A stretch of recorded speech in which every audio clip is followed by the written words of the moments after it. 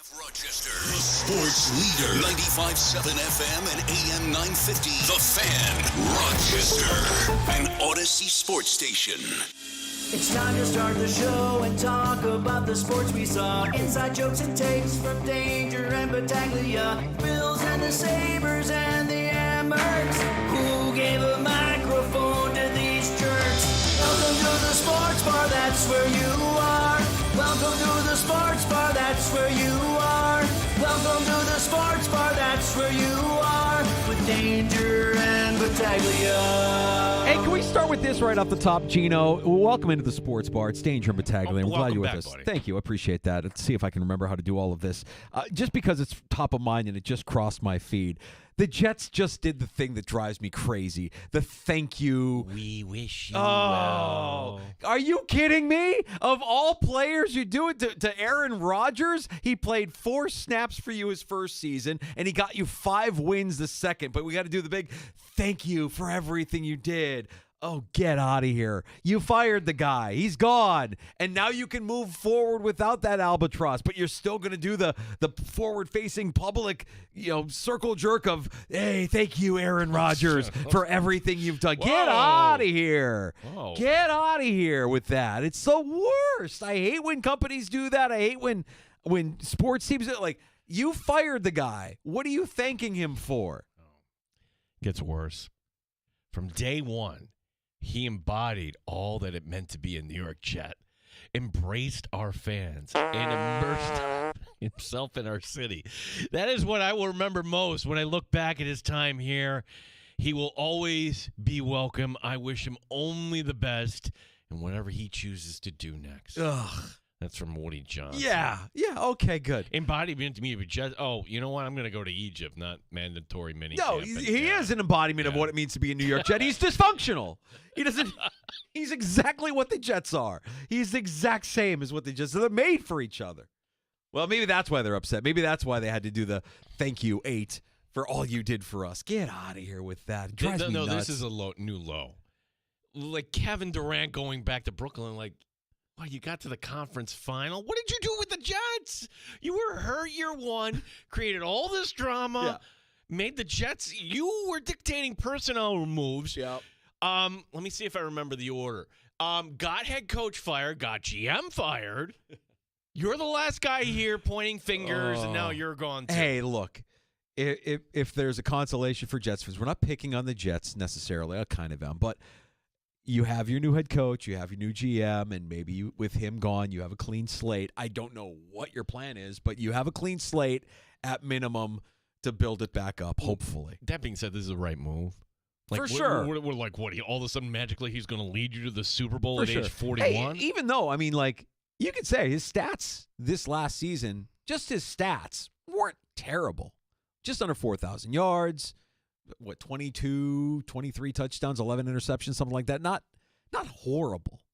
Not what you would expect out of a former MVP, but he's going to end up somewhere next year if he wants to play. Yeah, but if you want to win a Super Bowl, you're just kind of dating the girl and then until something better comes along. Or do you want to actually find her? Like, that's kind of it. Like, oh, well, I guess we're going to be with Aaron until something better comes along. No, go find something better. The way to do that is to open up the door, whether that's the draft or actually, I was going to save this for I'll link to that. I already know who they're going to bring in. Who the Jets are going to bring in? Yeah. They're not in a position, Danger, to really get a core. At number 7, okay, maybe Jalen Milroe. Like, they're going to be not in this reaching. draft. Yeah, they're going to be reaching for somebody.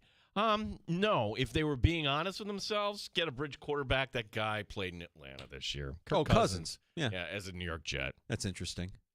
And as far as Rodgers goes, where do you see him? Because I have a team in mind. It wouldn't be too different than what they attempted this year. Ooh. Pittsburgh. Yep. Yeah. Yeah. If Mike Tomlin give me could chaos. Give me all the chaos, Gene. I want it all. People are saying the Colts, like, no, like, the owner there really doesn't like McAfee, and McAfee doesn't like that. That's petty. That will not go along well. I don't see Rodgers in Indy. Although maybe for chaos, I would root for that. It would drive Steeler fans crazy to watch the Steelers bring in Aaron Rodgers a year after they fell short of expectation with Russell Wilson. Like, you just failed with Russell Wilson, and you're going to now bring in a guy who's older? Okay, sure. I'm sure every fan base has their, oh my gosh, why are we bringing this guy in? I don't like this guy. And you kind of hold it, like for Cowboy fans, after watching T.O. do his stuff for years, oh, he's on our team now?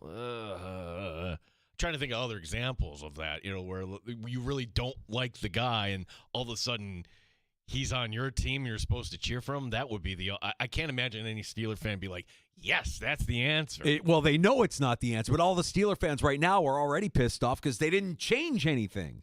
They didn't fire the coach. They didn't change anything. They're going to go run it back and try to replicate this again, and they'll do what they always do, which is win enough games to have a plus, season and maybe find their way into the postseason before bowing out in the wild card. You know who would sign up for that in a New York minute? It would be Aaron Rodgers, the former New York Jet coach. He would be so excited. He's playing next year.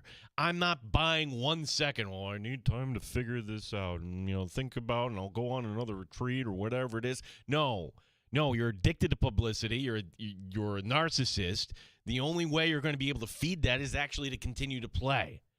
And what better place than, my gosh, one of these blue chip franchises in the NFL? Yeah.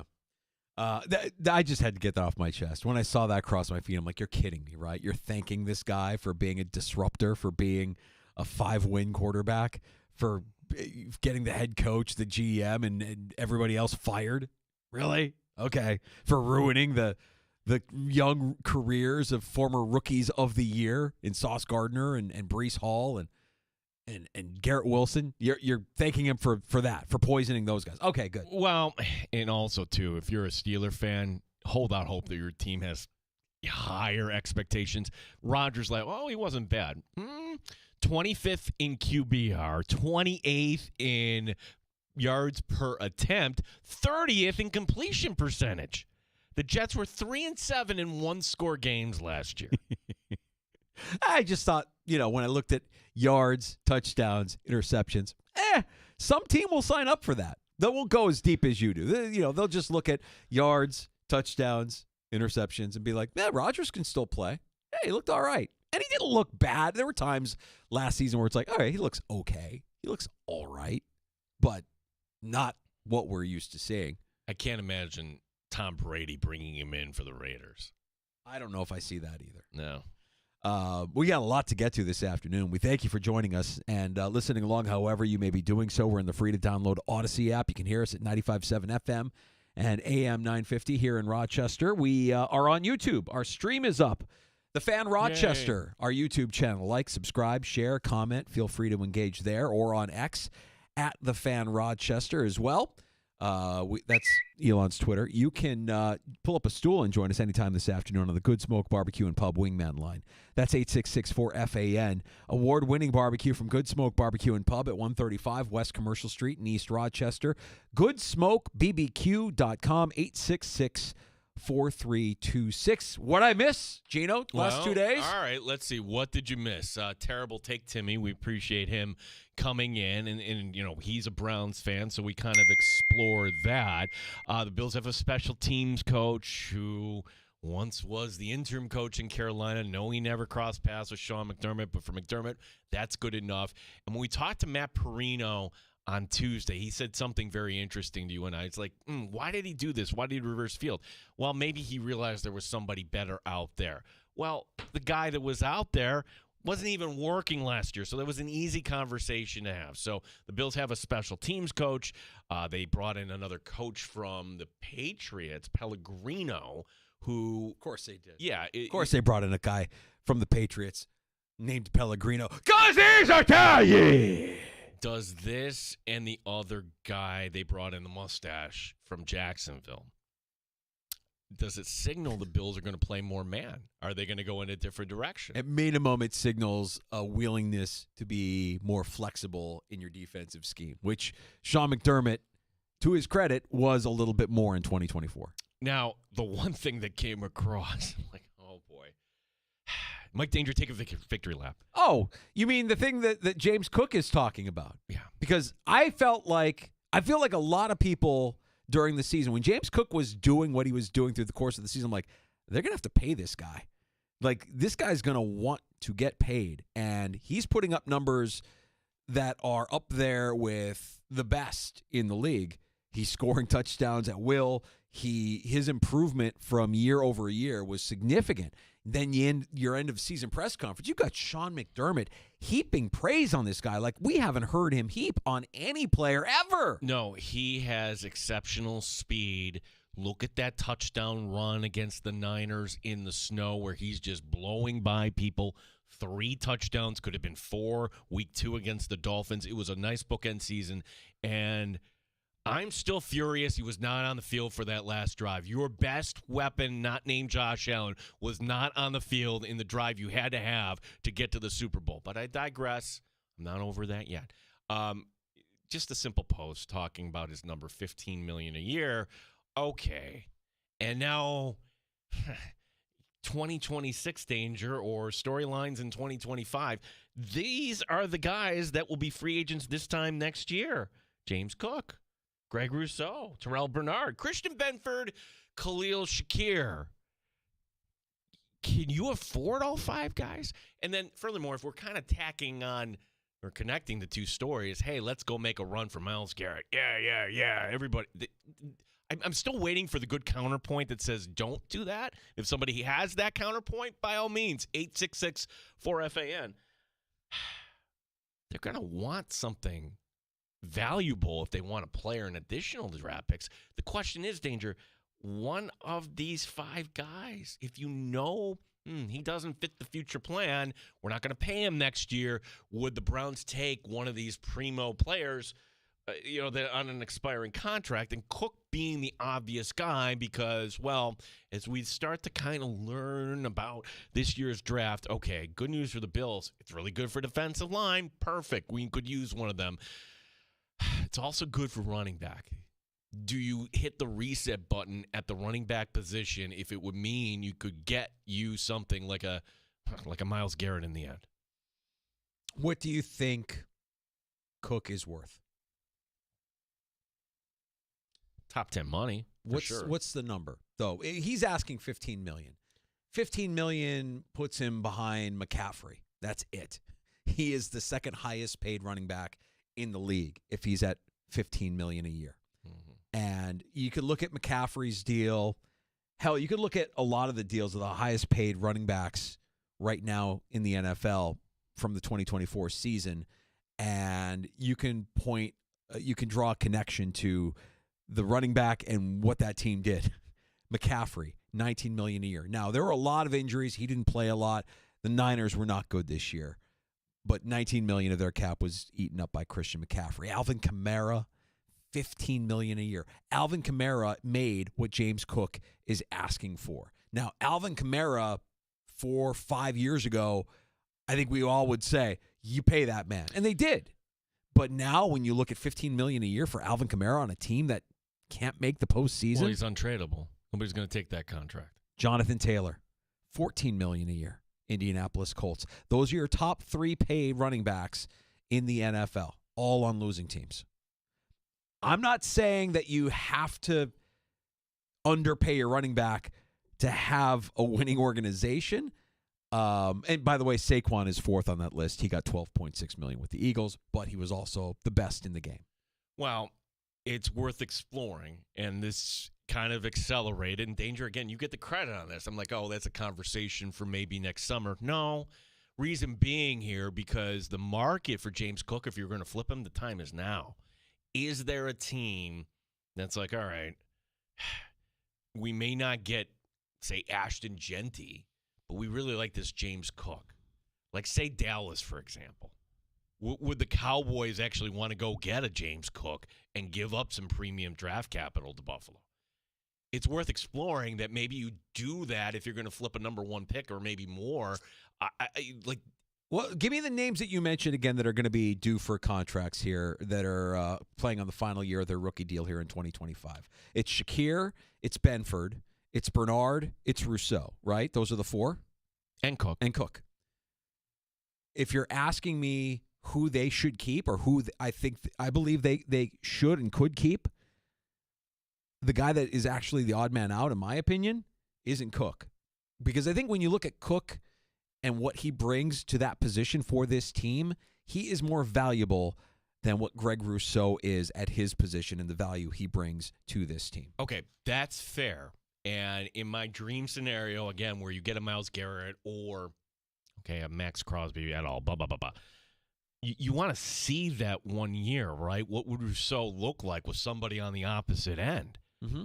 And if that happens... And I'm not saying you need to trade Rousseau. No, I think Rousseau walks. I'm saying you have one more year of Rousseau, and then after that 1 year of Rousseau, you have the decision whether, you picked up his option, right? He's coming for his 5th year. He's here. Yeah, he's here and you're not trading him. So, if you're not going to use the franchise tag, because Brandon Beane doesn't do that, but Greg Rousseau, to me, feels like he could be what Tremaine Edmonds was at linebacker for the Bills, where maybe he does have a really good year on his 5th year extension on his rookie deal and goes out in the market and makes hay. And maybe his best days are played somewhere other than Buffalo. But I look at the value, I look at where he stacks up within his position. And at James Cook, the way he played this year, he is a top 5 running back in the NFL. If he can continue to play that way for the next 3 to 5 years, I think you pay the man. I don't know that you pay him $15 million a year.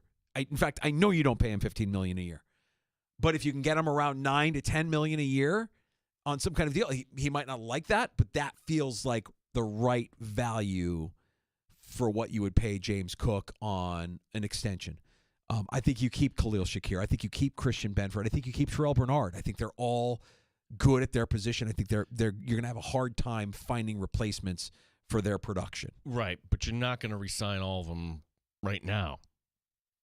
You just can't. I mean, you can't afford. If you want to go improve your roster in other areas, that's the interesting part. And I go back to, it was our first conversation with Brandon Beane, and he told us, hey, when we get good, people are going to be paying attention inside our locker room to who we're paying.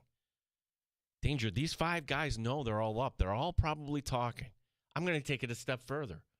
You don't think the agent for each of these 5 guys has had just the introductory talk to Brandon Beane? You betcha. You betcha they did. It's not like Brandon Beane all of a sudden, oh, damn, look, he's asking for $15 million. No, he already knew that would be coming. In a way, I see some of what the Bills have done here, and this might feel shocking, but I think that they are, no matter what, they're in a good spot. I mean, like, they really can proceed with James Cook and be like, yeah, we're not doing $15 million a year, and if you want to play your last year, you'll be fine. We'll replace you or we'll find somebody else. And the reason why I say that with relative confidence is that you've got your offensive line locked up. I mean, your line is coming back. You've got Spencer Brown, now through 2028. You've got Deion Dawkins through the 2027 season. You've got your offensive line set up. You've got your franchise quarterback.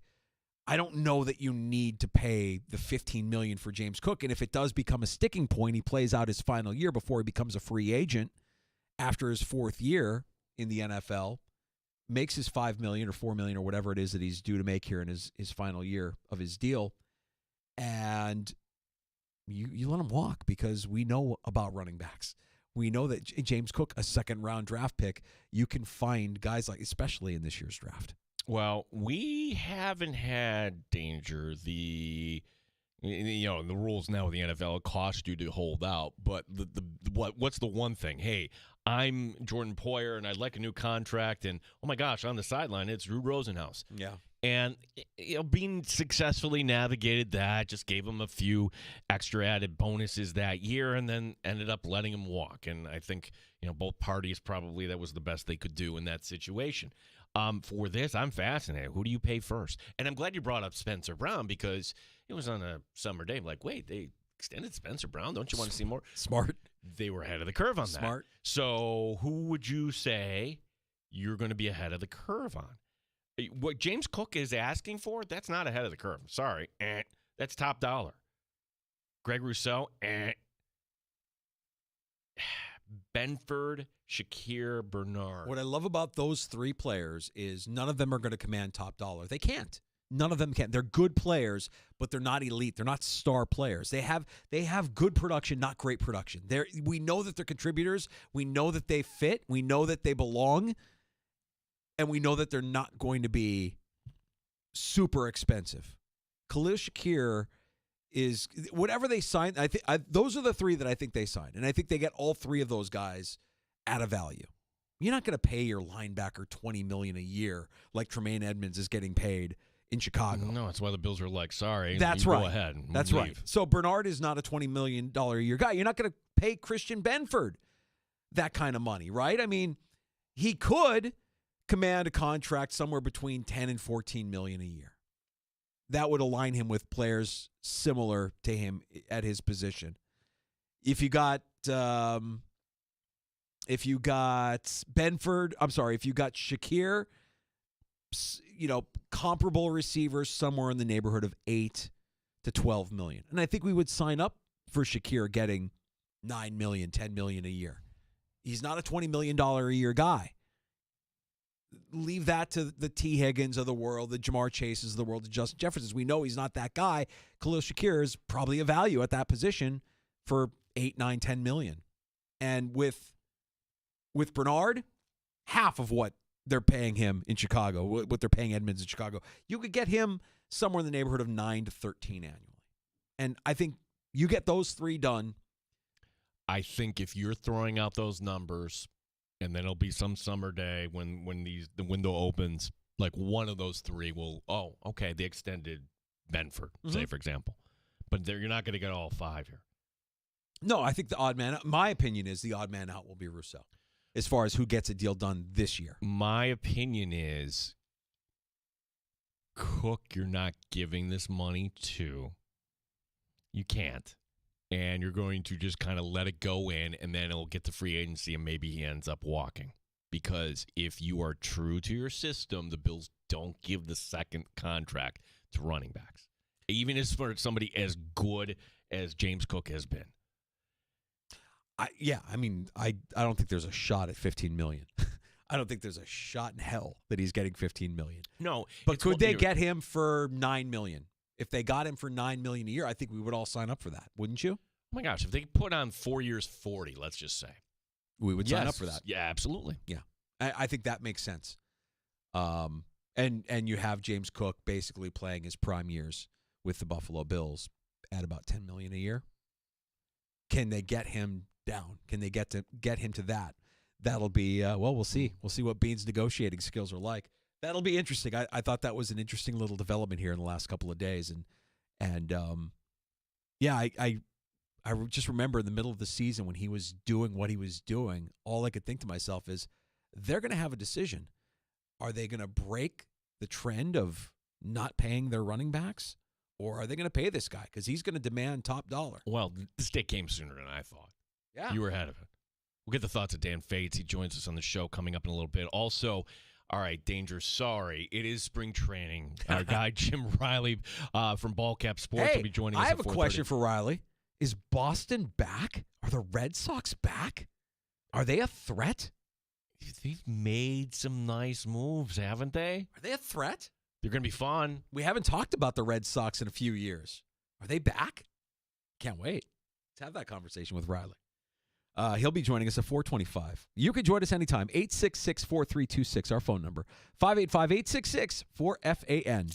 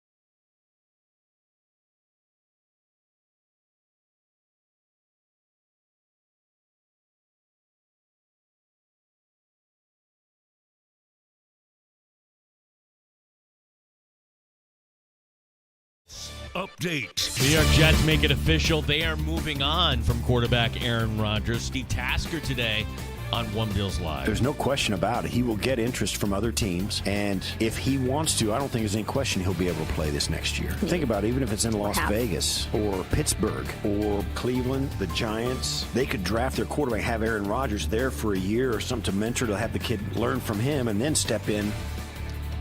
Boston Red Sox signing Alex Bregman to a 3-year, $120 million deal. We'll talk baseball next hour here in the Sports Bar. Amerks begin a 3-game and 3-day stretch tomorrow. Rochester hosting Syracuse. RIT back in action tomorrow night. They take on American International. Gene Battaglia, the sports leader, 95.7 FM and AM 950, The Fan Rochester.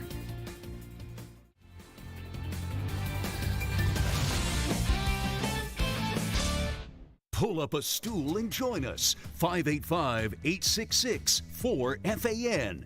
866-4326. The Sports Bar with Danger and Battaglia on the Sports Leader, 95.7 FM and AM 950, The Fan, Rochester. The thing for me is, I don't know how much Ty Johnson makes. I don't know how much Ray Davis makes, all of that. You're paying for any running back. What is the difference between that and what you get from Ty Johnson and Ray Davis, or a guy you draft this year? Like, if James Cook's going to make $5 million if he stays on the contract he's at. So if you're talking about 15, you're talking a $10 million difference for what another guy would give you. I don't know. That's hard. That's a hard place to get to. And that's what running backs are up against in the NFL. Not just James Cook, but all of them. That's why Saquon is an Eagle and not a Giant. It's a big number. The replacement value is cheap. It's cheap labor.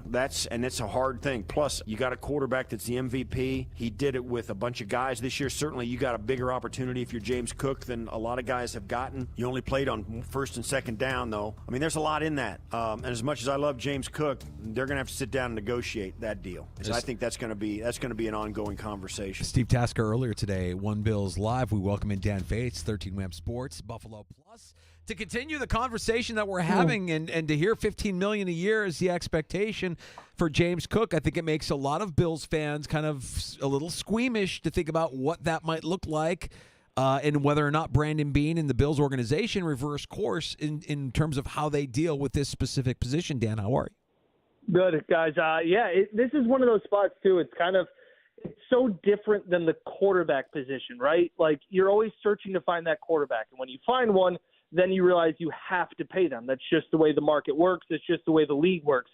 And it's always like, well, it's always a good problem to have to pay a franchise quarterback, because that means you got a franchise quarterback. The running back position is different. It just isn't. Over the last few years, we have seen that the market is not as much there, and that running backs are not getting paid in the $10+ million category, and teams have made do without it. Now, there's obviously been a resurgence. You talk about how the NFL is cyclical. Defense is getting smaller. That means, lighter boxes, and now you're seeing the emergence of the running back again. Well, maybe, but you still have to figure out the cost, and these salary caps, the way the teams work them, they don't just change year to year. So you kind of have a plan of, hey, we feel comfortable spending X amount of dollars on our wide receivers, X amount of dollars on our linebackers and corners and things like that. And the way they kind of shape their team financially, I believe the salary cap isn't real, but I also believe that teams need to have a number that they feel comfortable with at every player. The one, perfect example is a guy like Mac Hollins. I think everybody in Buffalo would love to have Mac Hollins back. What if Mac Hollins wants $7 million? Mac, it was great to have you. But so you have to set a price. I think it goes all the way back to Tremaine Edmonds, right? We've talked about it, I feel like, every time we come on the show. They would have loved to have Tremaine Edmonds back at a price that they felt good at. But there's going to be some team that wants the guy more, and that's life in the NFL, and that is the epitome of free agency. So when you go in, and this has kind of come out of, I guess I wouldn't say nowhere, because he had such a great season, but James Cook is a really quiet guy, and now is being pretty vocal on all social media platforms of what he wants. He's unfollowed the Bills on Instagram, and he's removed all of his posts. So this is the world now that we live in. Oh, boy, didn't know that. Yeah. Dan Fates, Buffalo Plus 13 Wham, giving us a few good minutes here in the sports bar. Dana, can we connect the two main Bills stories? The other one being we're all hungry for Myles Garrett. And, sidebar, I've yet to hear the good argument like, it doesn't make sense for the Bills to trade for Myles Garrett. No, I think we're all kind of saying, yes, pursue that. Yes. But it's going to come at a big price. And maybe it's not Cook, but you have all these other guys that are going to be on expiring contracts. Or maybe, Dan, Brandon Beane already knows, all right, whether it's Shakir, Benford, Cook, Rousseau, Bernard. I can't imagine the Bills trading one of them. But if say if there's some team that's like, we're going to give you a decent pick for James Cook, and then you flip that pick to Cleveland. Yeah. I mean, Is that the conversation they're having right now that of Shakir, Benford, Cook, Rousseau, and Bernard? Dan, not all five of these guys are going to be on this team in 2026. Right, and so you're trying to see down the road. It's kind of like, and it's always telling because usually Beane's MO is he likes to get things done before they reach their contract year. That's kind of what he did it before with Josh. He did it before with Trey, and you've kind of gotten that sense of like we don't want it. That lingering over their head for an entire season, right? So I look back at some of the other guys when they got deals done, and that's why to me it was even more telling when they didn't get something done with Tremaine. It's like, so you're going to let him test free agency. Oh, okay. Like that's what you're going to let him talk to other teams and see what the number is. So I think that's something that they already have kind of in their head and maybe are floating around. Trading something of a guy that's on one of those contracts like you're mentioning is interesting because you're also going to be taking a step back with trading James Cook. Now, again, what kind of hardball is Cook going to play? This is such a new scenario. I feel like that's come up kind of out of nowhere. Not that his play is anything new, but he had a great season. I think he wants to strike while the iron's hot. I am always in favor of players getting as much money as humanly possible. That is their right, and I hope they go and do it by whatever team it is. I don't know how much – the tricky part is, and I think I said on here last week that Myles Garrett had a no-trade clause, and Gene correctly, so politely, texted me after and said, I don't think it's a no-trade clause. And Gene was right. It's not a no-trade clause, but what Myles will have the advantage in is that he's going to get to say on how he's going to restructure his contract. So the team that is going to get him already has to know the number and the contract that they're going to sign and agree with. Otherwise, you're not going to trade for a one-year rental. You're not going to get much. The Browns wouldn't get much in return, right, for a one-year rental of Myles Garrett. Like, you're not going to get the full load of, okay, he's going to re-sign at this. So he does have some say in that of, hey, we want to send you here. Well, I'm not going to sign. And the Cardinals are like, well, we want him, but tough luck. So there is a little bit of that cat and mouse game in that scenario with Myles Garrett.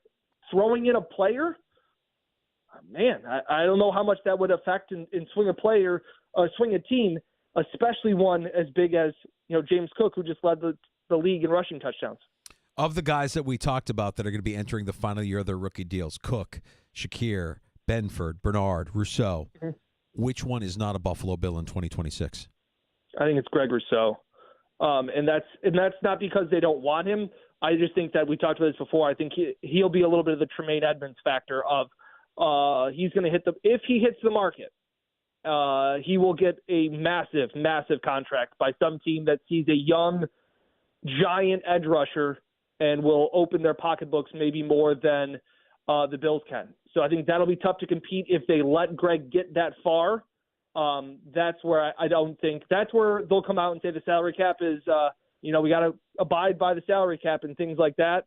That just maybe they get outbid and outpriced. So in that regard, then, you could see a scenario where the other four get their deals done perhaps as soon as this offseason, Shakir, Benford, Bernard, Cook, and they let Rousseau play on the final year of his rookie deal before testing free agency. That's my feel. And this might also be they may be talking to Greg right now. As we like to say in Buffalo Plus, we are not in the building. Maybe they're already floating numbers out to Greg. And Greg and Rousseau's team is going, I don't know. We'll play it out. We'll gamble on ourselves. And, if I do hit the market, then what could it be? The Bills are saying, hey, we love you, but it's only at, $15 million a year. Okay, well, we think that we can get 20 in the market. by another team. All right, then that just may be how it plays out. Guys bet on themselves. Sometimes they win, sometimes they lose. But a guy that I'd really put a quick try to get something done. My first priority would be Christian Benford, because without him, I think the secondary is in a whole lot of trouble. And I think that he's another guy that I just feel like gets more and more expensive the more that he plays and the better that he plays. I'm always a fan of signing guys before they get some other corner gets money, and then he's going, well, I'm worth more than him, so I get more money than that guy. You kind of stick it to yourself there when you wait. So that's kind of my thought. That would be my first priority, and then Shakir, and then see what happens with Cook. It is going to be a fascinating offseason. I was just talking to another NFL reporter saying, he texted me and said, there's no way you can pay James Cook $15 million. And I said, I don't think so either. But I go, we're in the content game, guys. This will be content for the offseason, especially when it will be asked to Brandon Beane and Sean McDermott when we're in Indianapolis next week or 2 weeks. Yeah, Dan, I don't want to skip over just the pursuit of Myles Garrett. This is the storyline, not just in Buffalo. Yeah. There's other teams that want. And now that we've had kind of a week to digest it, and, this time last week, he's still doing Radio Row, and that was all by design, right? He's going on with Rich Eisen, and he's going on with it. Yeah, like, how would you handicap this for Buffalo or for any team? And then how do you position this against Cleveland, that could they actually take this to the summer and we get past the draft, and you know what, that doesn't help any of these teams in pursuit? Yeah, I think the sooner that Cleveland makes a move, the better for them. And I've said this before too, but what if the Raiders come out next week and say, hey, you want to know what, we've thought about it, we're going to move on from Max Crosby. Well, now all of a sudden it's a saturated market. Now you got two edge rushers that are on the market. Right now you've got the best house in the neighborhood, and it's the only one up for sale. And go now and strike while the iron's hot. I think the fact that they could wait and drag this out in an organization that's already crumbling with the fan base and everything else, I think holding on and trying to play hardball with your best player is biting off your nose to spite your face. I don't think they get anything out of that. Where are they positioned, Buffalo? I think they have to be near the top. The odds are, of course, the Bills always seem to be odds-on favorite in Vegas for every single free agent that becomes available or every trade partner that becomes available. It's just a matter of is being a little gun-shy. He's swung and missed on his defensive line with drafts. The Von Miller thing hasn't worked out 100%, and they're going to have to hit on some draft picks no matter what. Whether they make a trade for Myles Garrett or not, they're going to have to hit on their draft picks. You look at what the Philadelphia Eagles just did, and I guess the one thing, and everybody came out of the Super Bowl going, oh, did you see what Philadelphia did? They didn't blitz at all. They got pressure with the front four. We need to retool the front four defensive line. The Philadelphia Eagles didn't revolutionize football on Sunday by realizing you can disrupt really good quarterbacks by getting pressure. This has been well known. This isn't anything new. This is what Beane's been trying to do and trying to build with Sean McDermott, to understand when you can get pressure with four, especially right up the middle. It's disrupted Tom Brady in Super Bowls. It's disrupted Patrick Mahomes in Super Bowls. It's the one thing that every quarterback, it's their kryptonite, no matter what. It's a matter of finding those guys, whether it is a Chris Jones or whether it is a Myles Garrett or whether it's somebody in the draft. The Philadelphia Eagles didn't all of a sudden revolutionize football and figure out the Mahomes kryptonite. That's just how you play good football. And when you can put 7 in coverage and not have to blitz, oh, wait, so you're telling me if you don't blitz and play a soft zone, it can be successful? If you got the dudes, it really works. It can work against Mahomes. So that's where the one thing where I feel like everybody overreacts to the Super Bowl more than any other game, obviously.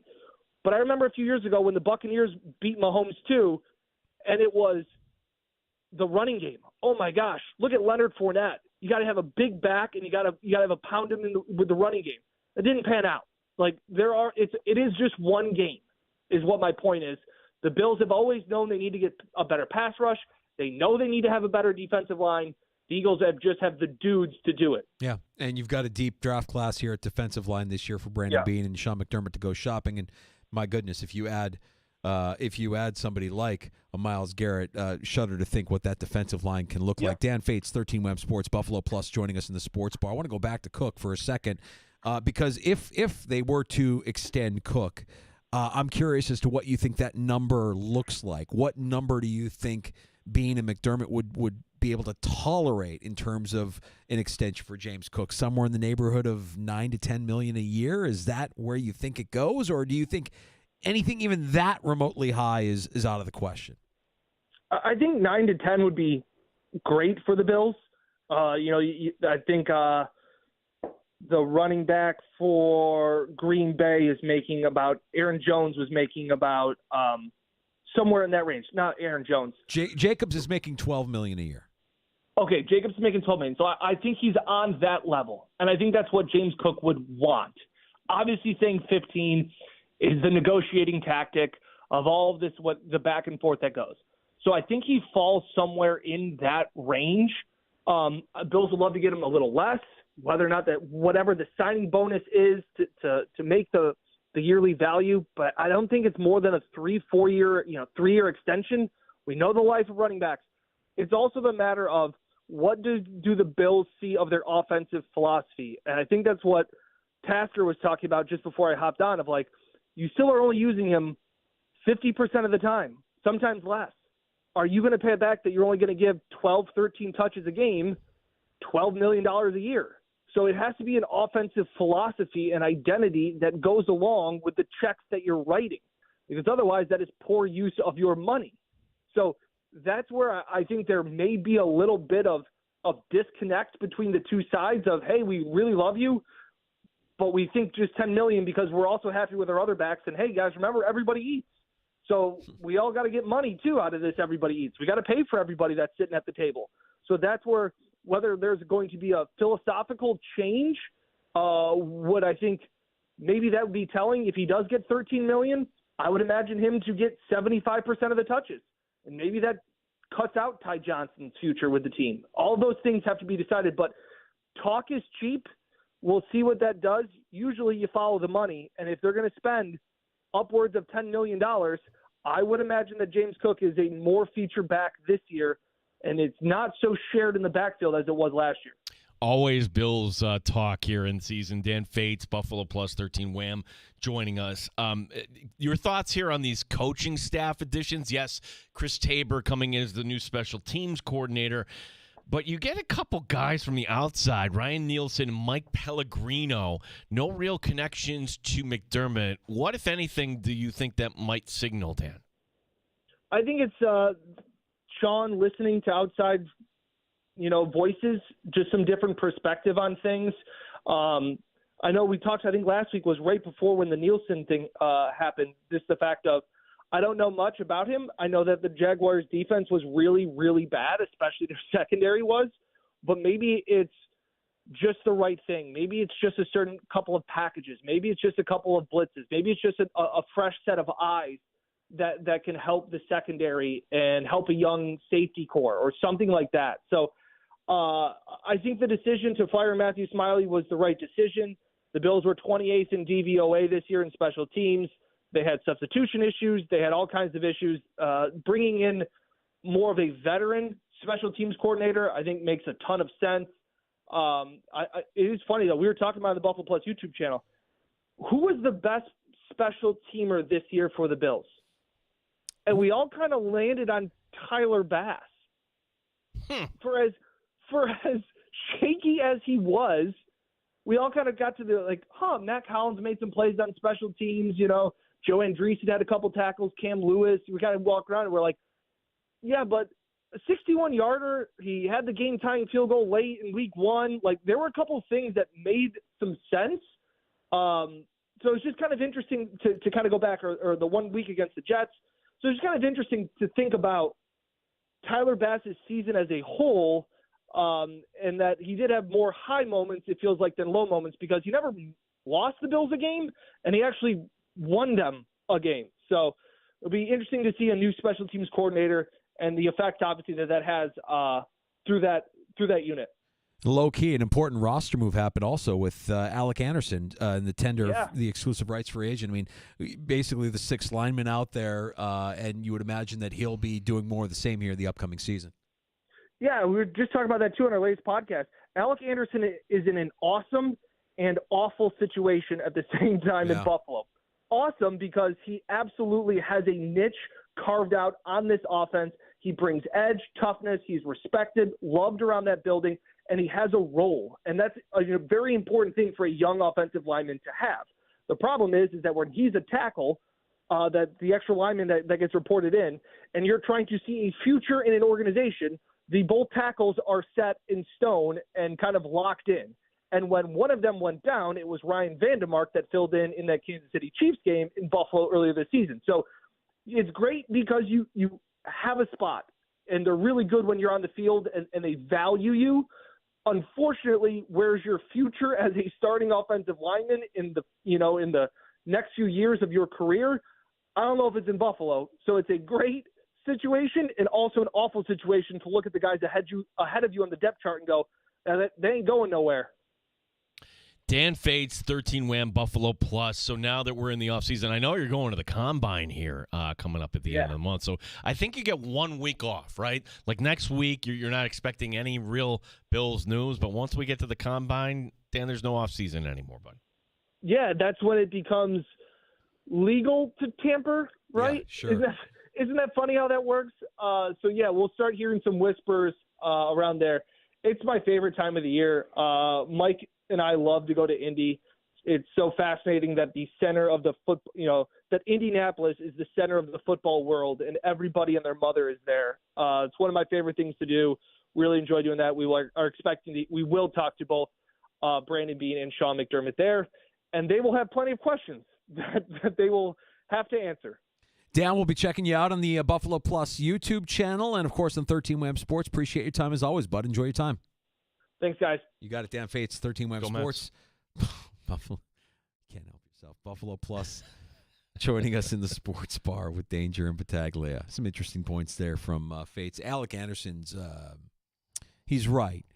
He's a big tight end. He's not quite big enough, I think, to be that tackle. You know, when Brown went down and they put Vandemark, and then Vandemark's just better fit size-wise than I think Anderson would be. And I think the role that he's carved out for himself in this offense, he is that power sixth lineman, the guy that just makes that run game go. You need that guy.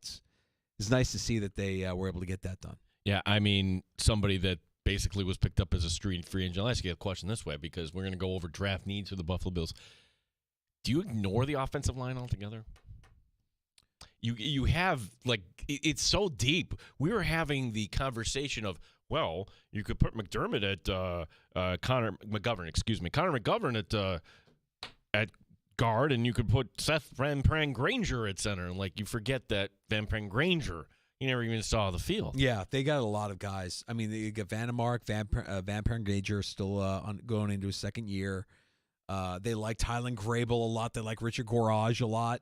These are guys that are kind of, waiting in the wings. I think, Tommy Doyle is probably all but done, which is unfortunate because that guy has been with this team from the moment they drafted him. And he just can't stay healthy, can't stay on the field.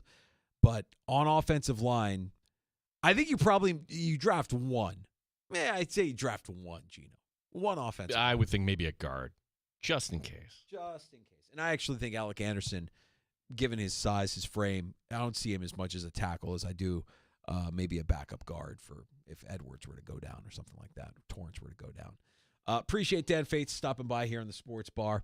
We'll get Jim Riley and talk some Major League Baseball next hour, Ball Cap Sports on YouTube. He'll be our guest with some 585 roots as well. More on the way next, including... I think there's one team in the NFL that should not do a secret tank, like an open tank.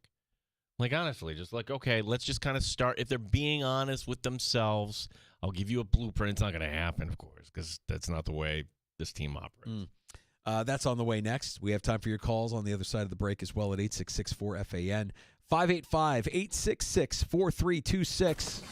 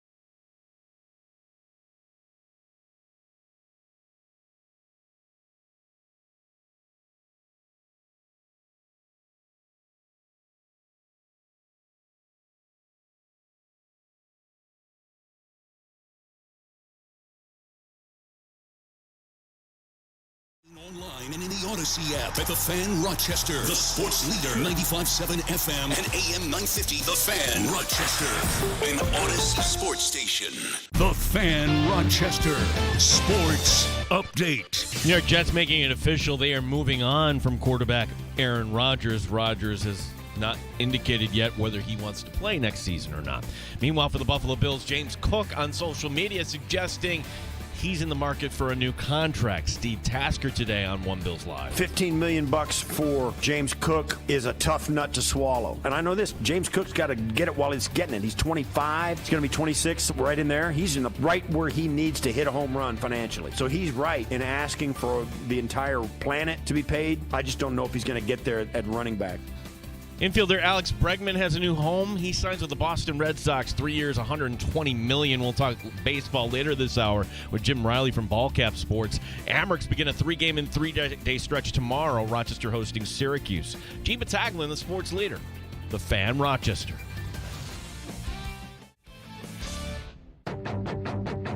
The Sports Bar with Danger and Battaglia. Should James Cook get $15 million a year? How do you think the Bills like this? And then go out and get a difference maker like Myles Garrett. I think you do that. They may be shifting more of a man-to-man type of scheme. And, what does that mean for the coaching staff? Hollywood Brown has been spectacular. Aaron Rodgers. Oh, who cares? Mike Danger. We are a show for the people, by the people. As your request, Gene Battaglia. Have you moved on from the Buffalo Bills and, from the 2024 season? You just got to move on. Look at a mock draft. Yeah. Make yourself smile. Combine's on the way. The draft is on the way. Camp is on the way. It's football season 24/7, whether you like it or not. By the way, Dandalorian a mustache. oh, that's the guy. Oh, yeah, folks. On this Valentine's week, you come to the sports bar. We give you advice all on the romantic love. advice you could possibly want. You want happiness in your romance, in your love life? Love you all. 95.7 FM and AM 950. The Fan Rochester. Not to put you on the spot, Gino, what do you got planned for the executive producer? RIT hockey tomorrow night, American International. Oh, G she's policy. thrilled with you. Just over the moon. That's it. That's tomorrow. It's set. No, it doesn't sound exciting. We're going to go visit our daughter Sunday, except it kind of looks kind of nasty Sunday, so I'm not sure. It looks nasty. I'm actually leaving town a day earlier than planned to avoid the nastiness that you're talking about. Yeah. I want nothing to do with Saturday and Sunday's weather. I was scheduled to leave. My daughter and I were scheduled to leave Saturday. We're leaving tomorrow. I'm not dealing with it. I'm not getting on that road and dealing with a blizzard or lake effect snow. Forget it. What do I have planned for the executive producer? She listens, so I can't tell you. Oh, okay. So let's build up the suspense a little bit more. Get her anticipation boiling over to the point. And then what is it? Honey, I'm sorry. I got to go call another hockey game. You know what? I cleaned the house for you, hon. Oh, that's good. Did the laundry, everything else. Walked Beasley. Yep, that's... I stopped by one of our supporters, Rock Castle Florist. There we go. And they were wonderful. And I surprised the girls. And I'm going to be gone tomorrow. I surprised the girls today with just wonderful flowers and rose petals and chocolate and everything. I feel good about myself right now. Mike Danger is a big softy around his girls. I'd do anything for them. Are you kidding me? From the secret Textoso line. Oh, boy. This is from Timmy Parmesan. You've heard me talk about guys in my neighborhood before, right? Timmy Parmesan was Timmy the Commish at one point. Yes. I don't know how it became Timmy Parmesan, but I don't know how it became Timmy Parmesan either. Why this made me laugh wasn't it's not going to translate on radio, but when I read it, I laughed because he did voice to text and spelled your name Geanne. Okay. Gene. I can't wait to hear the disappointment in Gene's voice when Myles Garrett signs somewhere other than Buffalo. He is such a man crush on him. Okay. Let's establish who Timmy is.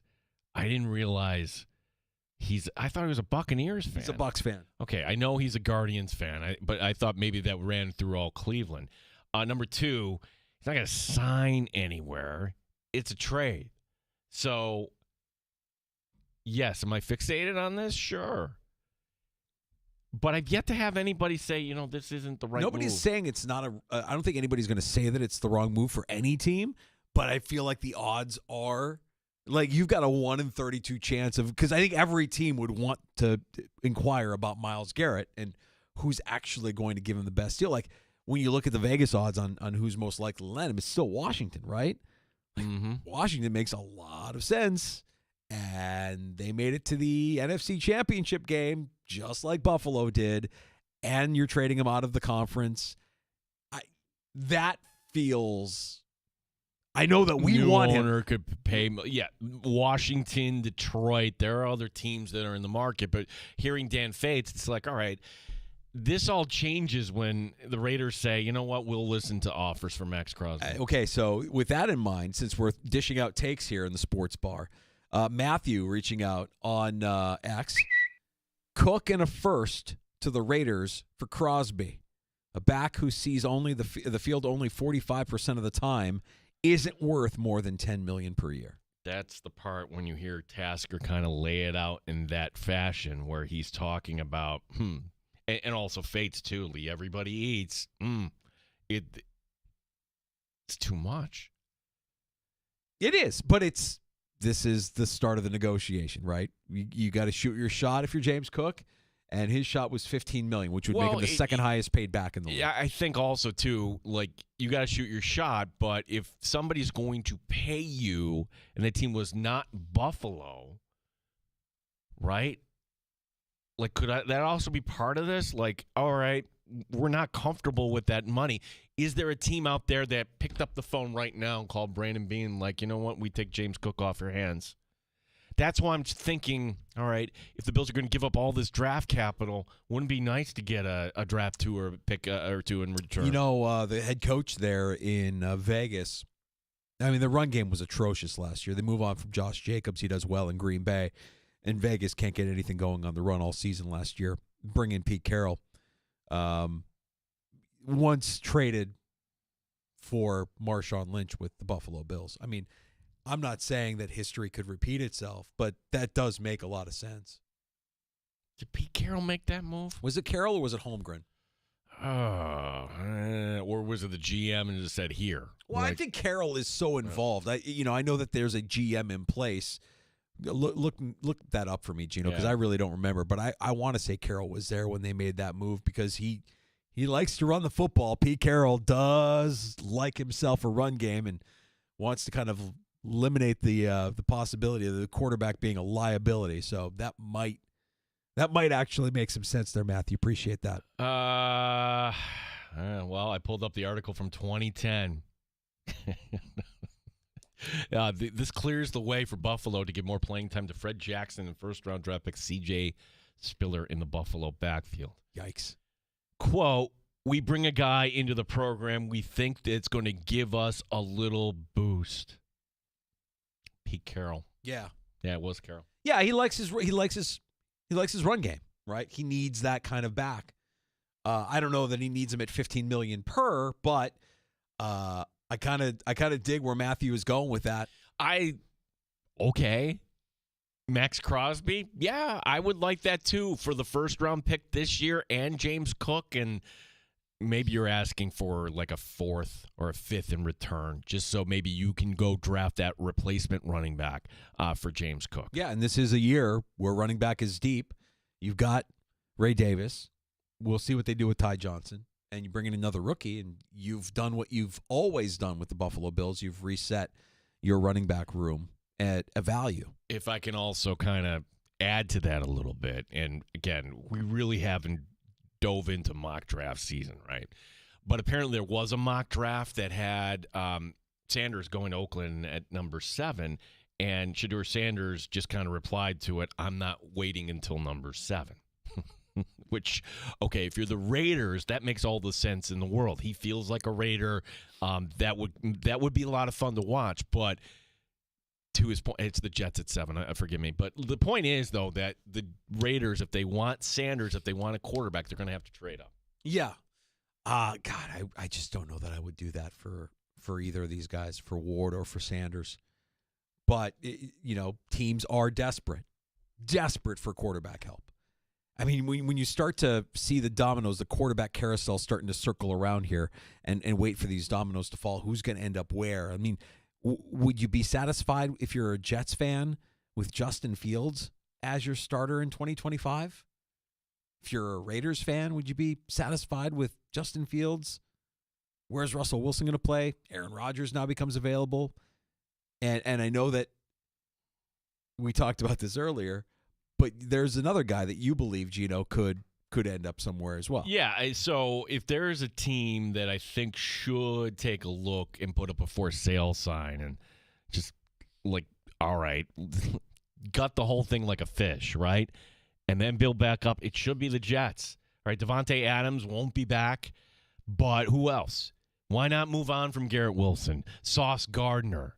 Like, by the time you get good, these guys are want to get paid. Better to kind of move on right now and clear things up. What could you get for a Breece Hall? What about Quinnen Williams? I mean, the Jets need to take the approach of who is our next quarterback. And yes, if you're a Jet fan, like, oh my gosh, again, I heard that rant today from Rich Eisen. It was hilarious. Yeah, it's frustrating if you're a Jet fan. I get it. But I just see the Jets taking the easier course where they will keep that and they figure, let's just go get a guy. Let's go trade for Kirk Cousins. I predict that's what's going to happen. I could see Kirk Cousins leading them to a 7-10 season next year. Quarterback acquisitions for the New York Jets since 2013. Are you ready? Oh, I heard it today with Eisen. Did Eisen run through this? Oh, my gosh. It was just spectacular. Yeah. Well, in case you missed it, let me do me a solid here. Hang with me for a second. Because in 2013, this franchise drafted Geno Smith in the second round. Geno Smith, who went 12-18, a .400 winning percentage. Mm-hmm. In 2014, they signed Michael Vick. He was 1-2. 2014, they drafted Taj Boyd in the 6th round. He never saw the field. 2015, they traded for Fitzy. 13-14. And on this list, Fitzy is the gold standard at 13-14, a .481 winning percentage. That was in 2015. They also in 2015 drafted Bryce Petty in the 4th round.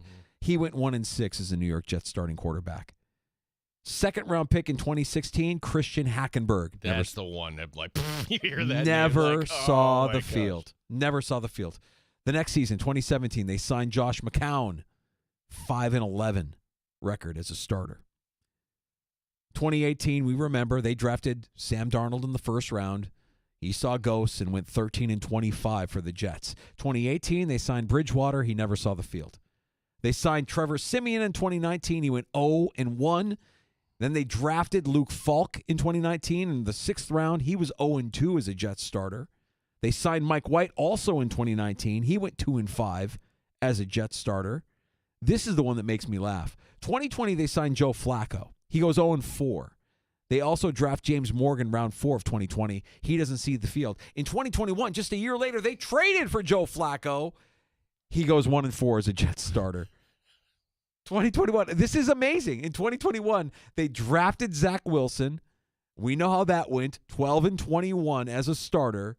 2022, they signed, I've never even heard of this guy, Chris Streveler. Never saw the field. They signed Tim Boyle in 2023. He goes 0-2 as a starter. Then in 2023, they trade for Aaron Rodgers. His time with the Jets, 6-12 as a starter.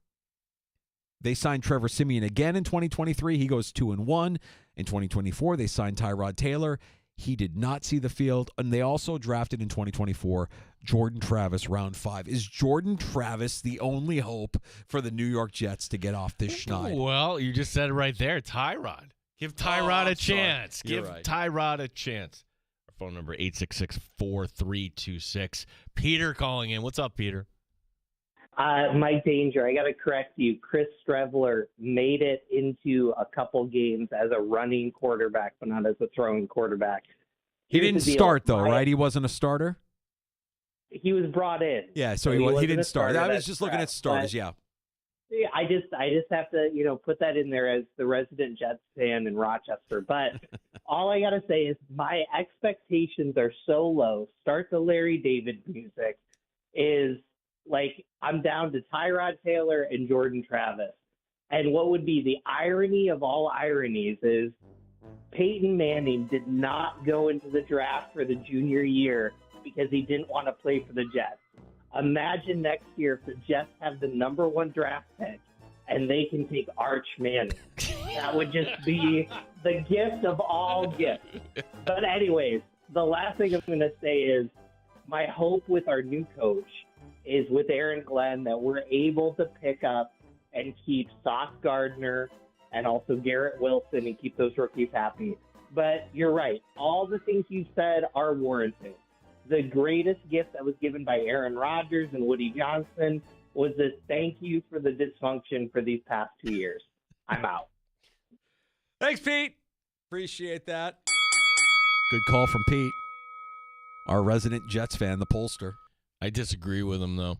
Like, you're going to pay Sauce. Does Sauce Gardner really want to be here? You're Aaron Glenn. You're a defensive-minded head coach. I think he keeps Williams. I think he keeps Gardner. I think he keeps that defense intact. And maybe he gets more out of his defense. I mean, the defense was never really the problem, right? Like, Saleh had that defense humming at times. He's a good defensive-minded coach, and I think Glenn can do similarly and maybe even get more out of a Sauce or a Quentin Williams. They were atrocious against the run last year. They just were. You really have to take a look at that. So they're not as good as we kind of remember them at some points. I feel sorry for Jets fans. Like, that's okay, well. I wonder if part of this process, and I bet it is. I mean, part of this process is Aaron Glenn, talking to these guys. Are you in? Garrett Wilson, are you in? Quentin Williams, are you in? We know things have been rough. Breece Hall, are you in? Do you want to buy into what we're selling? Do you want to be a New York Jet? Because I think the template that exists is not an easy one to find. It's an easy one to find. Just look at what the Bills did and know you can do the same thing. Yeah, do you want to be here, yes or no? Yes, right. No? The guys that didn't want to be here, that were making fat contracts, they got out pretty quick. You remember what that was like. We all thought they were tanking, and they ended up making the postseason. It was like, okay. Even after that danger, there's been guys along the way, like Quentin Spain. You don't want to be here? Out Bye. You go. Goodbye. Yeah. So if they're smart, the Jets are asking those questions of their stars right now. Quentin Williams, Sauce, Garrett Wilson. And if they say, no, I've had it, this isn't for me, this isn't where I want to be, then yeah, you move. You move off of these guys. And you get something of value. You start making those deals. And we know Adams won't be back. But Garrett Wilson is nice. They're good players, man. Like, that's what's if I'm a Jets fan, that's like the Jets are ruining all these good players. Quentin Williams is good. Breece Hall is good. They're good players. From the Buffalo standpoint, you're watching the Super Bowl, and there was an ex-Bill, Nick Morrow, who's a backup for Philadelphia, didn't see the field. Oh, there's Matt Araiza. Who cares? Mekhi Becton. Wait a second. You went through all that, and there's Mekhi Becton in Philadelphia. I'm telling you, when he came off the field early in that game, and he's on the sideline, I'm like, here he comes. Here comes the Mekhi Becton. Yeah. We all know he's not gonna get back on the. He got back on the field. I'm like, there is a competitor in there, and he's been that way all season. You get him in a new organization, and yeah, he doesn't want to play guard, but playing guard, he was massive for that team. Massive for that team. You can't compete with that size. So yeah, the Jets are ruining some of these guys, and I guess, Pete, if you're holding out hope for anything, it's that Glenn's message to these guys resonates to the point where they say, I'm excited to be here. I can't wait to start next season. Or they move on from the guys that are cancerous, that don't want anything to do with a new regime or a new change or anything that has to do with – they've been through enough at this point. They have. They've been through enough. They've been through the highs and the lows. They get all the accolades and none of the reward for it. Sauce, Breece Hall. Amazing. Shame on you. Shame on anybody that wants – today is a day – to celebrate. You need to celebrate, according to the New York Jets, the tenure for Aaron Rodgers. Oh, right. Quote, from day one, he embodied all that it meant to be a New York Jet. He embraced our fans, immersed ourselves in our city. That is what I will remember most when I look back at his time here. He will always be welcome, and I wish him only the best in whatever he chooses to do next. Owner Woody Johnson. Yeah. That's a lot of crap, isn't it? Very well done. Let's get to Jim Riley of Ball Cap Sports. My question is, are the Red Sox a threat? You missed this from yesterday. Aaron Boone opens up spring training bitching about the Dodgers talking. Are you kidding me? We're talking. Yeah, like Chris Taylor talking on podcasts. We'll remember that. We're going to remember that. Oh, okay. Really? Or maybe not boot the ball around so much in the fifth inning. We're going to remember that. Yeah. You going to remember anything through 162 games? This is a long season, pal. I'm like, really? We're going to be throwing at the Dodgers because of that? Because somebody said something on the podcast? That's funny. Jim Riley, Ball Cap Sports. You can check him out on YouTube. He's our guest next. We'll talk some MLB here on The Fan. You're listening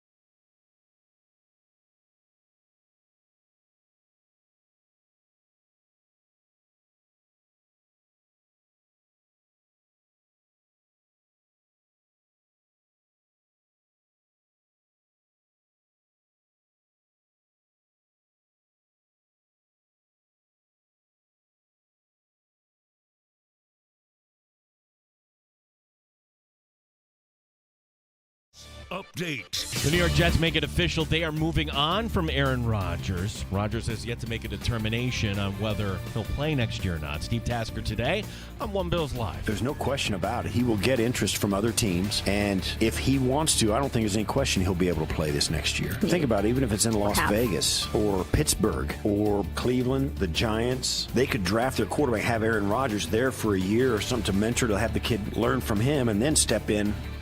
The Boston Red Sox today signed Alex Bregman to a 3-year, $120 million deal. We'll talk some baseball coming up next with our friend Jim Riley from Ballcap Sports here in the Sports Bar. The Amherst begin a 3-game and 3-day stretch tomorrow. Rochester hosting Syracuse, RIT hosting American International Friday and Saturday. Gene Battaglia, the sports leader, 95.7 FM and AM 950, The Fan Rochester. Straight up with no chaser. You're in the Sports Bar with Danger and Battaglia on the Sports Leader, 95.7 FM and AM 950 The Fan, Rochester. Let's talk some Major League Baseball in the Sports Bar with our buddy from Ballcap Sports on YouTube. Always good to catch up with Jim Riley. Hearing your voice in the 585, always a good deal. Jim, my first question, are the Red Sox a threat once again? Thank you guys for having me back. It's spring is, well, at least in some parts of the country, sprung, right? You got to get that feeling. It is exciting to see all these teams reporting and get all the sights and sounds from all of the beat reporters and insiders that are down in Florida and Arizona. To your question about the Red Sox, look, I felt good about Boston heading into this year, taking a step over last year. Last year, 81 and 81, so kind of right on the line there. And with the amount of talent, young talent that is still improving, I felt good about this team as it was to be a playoff caliber team. Now there are many Red Sox fans that are taking it to the level where now that Alex Bregman is on board, they are a World Series caliber team, and I'm not willing to go that far. But obviously, he makes them better. There are certainly questions about, is he overpaid? And there is a justification to that when you look at some of his numbers. But I know this is a galvanizing move for Red Sox Nation, and I don't want to, be a wet blanket on the matter. So they make the big splash that had sort of been out there, lingering, looming for months. I'm so happy the Dodgers last week signed Clayton Kershaw because, my gosh, you got to get that 7-man rotation down there. You got to. I guess my question. Let's start here with Shohei, and he's thrown off flat ground. Okay, that's exciting. Is there any concern, or what level, if there is, with that shoulder injury? And I mean, I'm comparing this to Bellinger years ago, injuring his shoulder in the postseason, and then all of a sudden next year, what the heck happened? He fell off a cliff. I mean, how closely are we watching Shohei returning from that injury this year? They've been so careful with him. Do you remember in the postseason last year there were rumors because of how decimated the Dodgers pitching staff was that maybe Ohtani could pitch in the World Series? Like, they've been so careful and so resistant against temptation here that I trust the Dodgers and how they operate from the top down, even into medical arenas, that Ohtani's going to be fine. He's scheduled to resume pitching again in May, so even then they're taking their time bringing him back for that. So and when you look at their rotation right now, they can afford to take their time with him. Even before he enters the equation, they have a 6-man rotation without him. They have so much depth. Jim, take a look at what the Yankees have done this offseason, evaluate it, and let us know, are they a better team going into this season than they were last year with Juan Soto? The Yankees, give them all the credit in the world for the ultimate pivot off of Juan Soto. It was rumored when they were still courting him to try to get him back that if they missed out on him, they were going to go, scorched earth to rebuild his roster. And they went about as far as you could go to that effect, adding Devin Williams, who was the best reliever acquired, period. this offseason, either through free agency or through trades. They brought in Max Fried, one of the top starting pitchers that were available. I know the years are really long, and for that, the deal is criticized, but that's a strategy by the New York Yankees to keep the AAV from getting uncomfortable in the short term. So they do that. They bring Cody Bellinger, whose bat does profile to perform better in the Bronx. You've got Paul Goldschmidt, who is going to be looking to rekindle some of that, Goldie magic from years ago. But you've also got, so you did that. But you know what I think could really help people move on from Juan Soto? It's Jason Dominguez. I feel like outside of Yankee land, a lot of us have maybe forgotten about him and just how electric and exciting of a talent he is. And now it's full go. Wide open, you're back, take the reins and run with it, because Jason Dominguez has an extreme talent. He's 22 years old. I mean, we start talking about with the talent for Dominguez and how young he is and how prepared he is for this level. We were talking about Juan Soto like that once upon a time when he was with the Nats. Not saying Dominguez is going to be Soto, but there's a really exciting player there. So great job by the Yankees. Even after the Bregman signing by the Red Sox, I still have the Yankees as my favorite in the American League East. I think they did a great job with their offseason. Even losing Soto, I still think they did a great job. One team that, boy, they were fun down the stretch. They made noise in the postseason. Are we ready to say, all right, the Tigers are the team in the Central? They're a team that could actually do something again in the postseason. I'll tell you the one move I did like that was a little under the radar. They've been bringing back Flaherty. What do you make of the Tigers, and what do you make of the AL Central in general? The AL Central feels like it's wide open.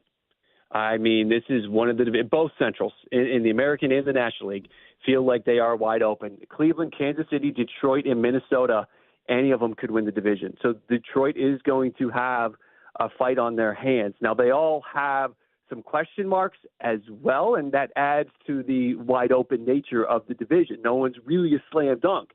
I would have liked to see Detroit be a little bit more aggressive with their offseason.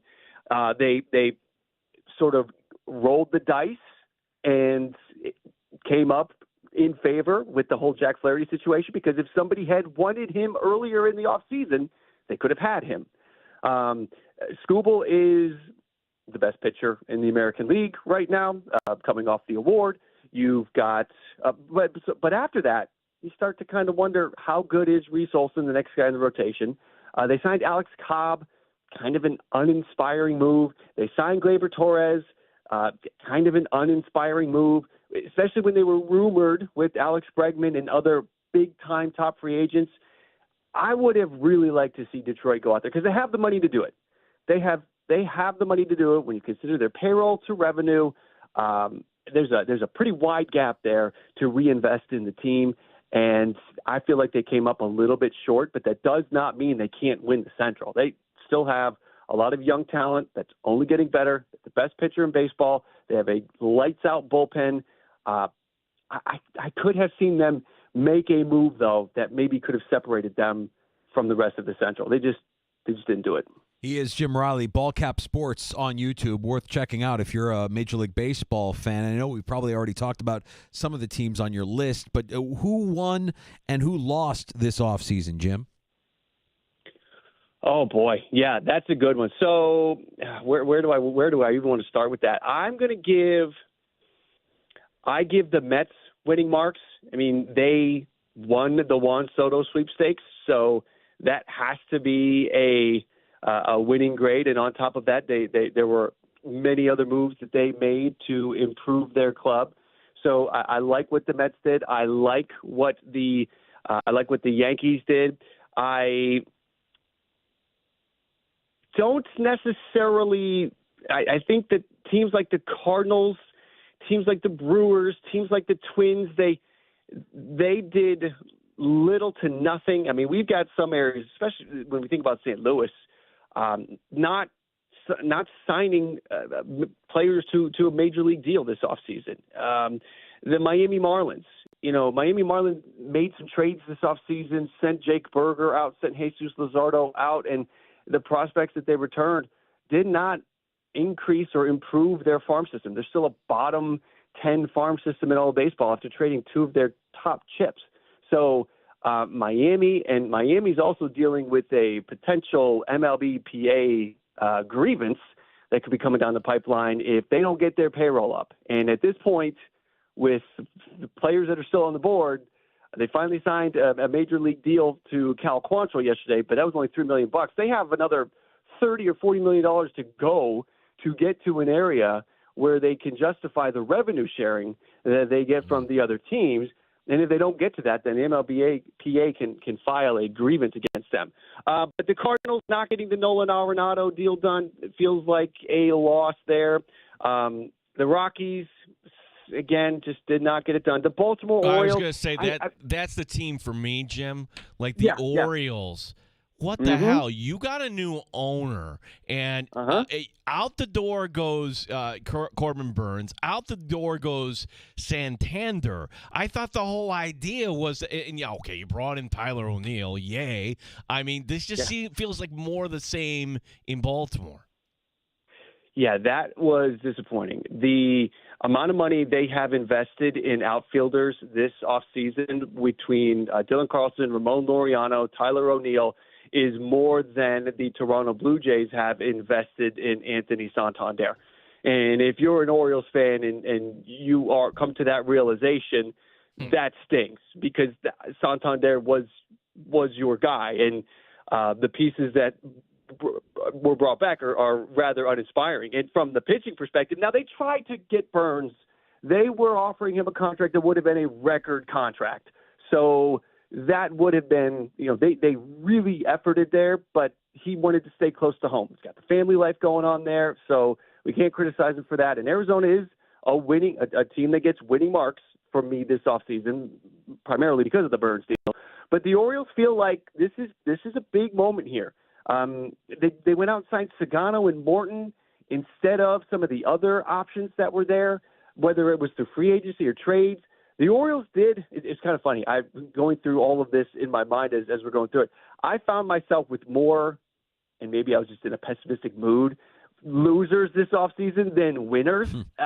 There were so many opportunities for teams to improve, and they just didn't. And the Baltimore Orioles are certainly one of those teams that could have taken the step, and they didn't. And now, after Bregman goes to Boston and everything the Yankees did, the Orioles, at best, look like the third-place team in that division. And with all that young talent that's cheap right now and isn't going to be cheap for long, you really need to capitalize on this moment right now, and they didn't this offseason. He's Jim Riley of Ballcap Sports on YouTube. You can check him out there if you're a Major League Baseball fan. Jim, what surprise teams could emerge here? It's the preseason, so we like bold predictions. We like, we like to, stick our neck out on the line and say these are teams that didn't make the postseason last year, but could make the postseason this year. You have any surprises in mind?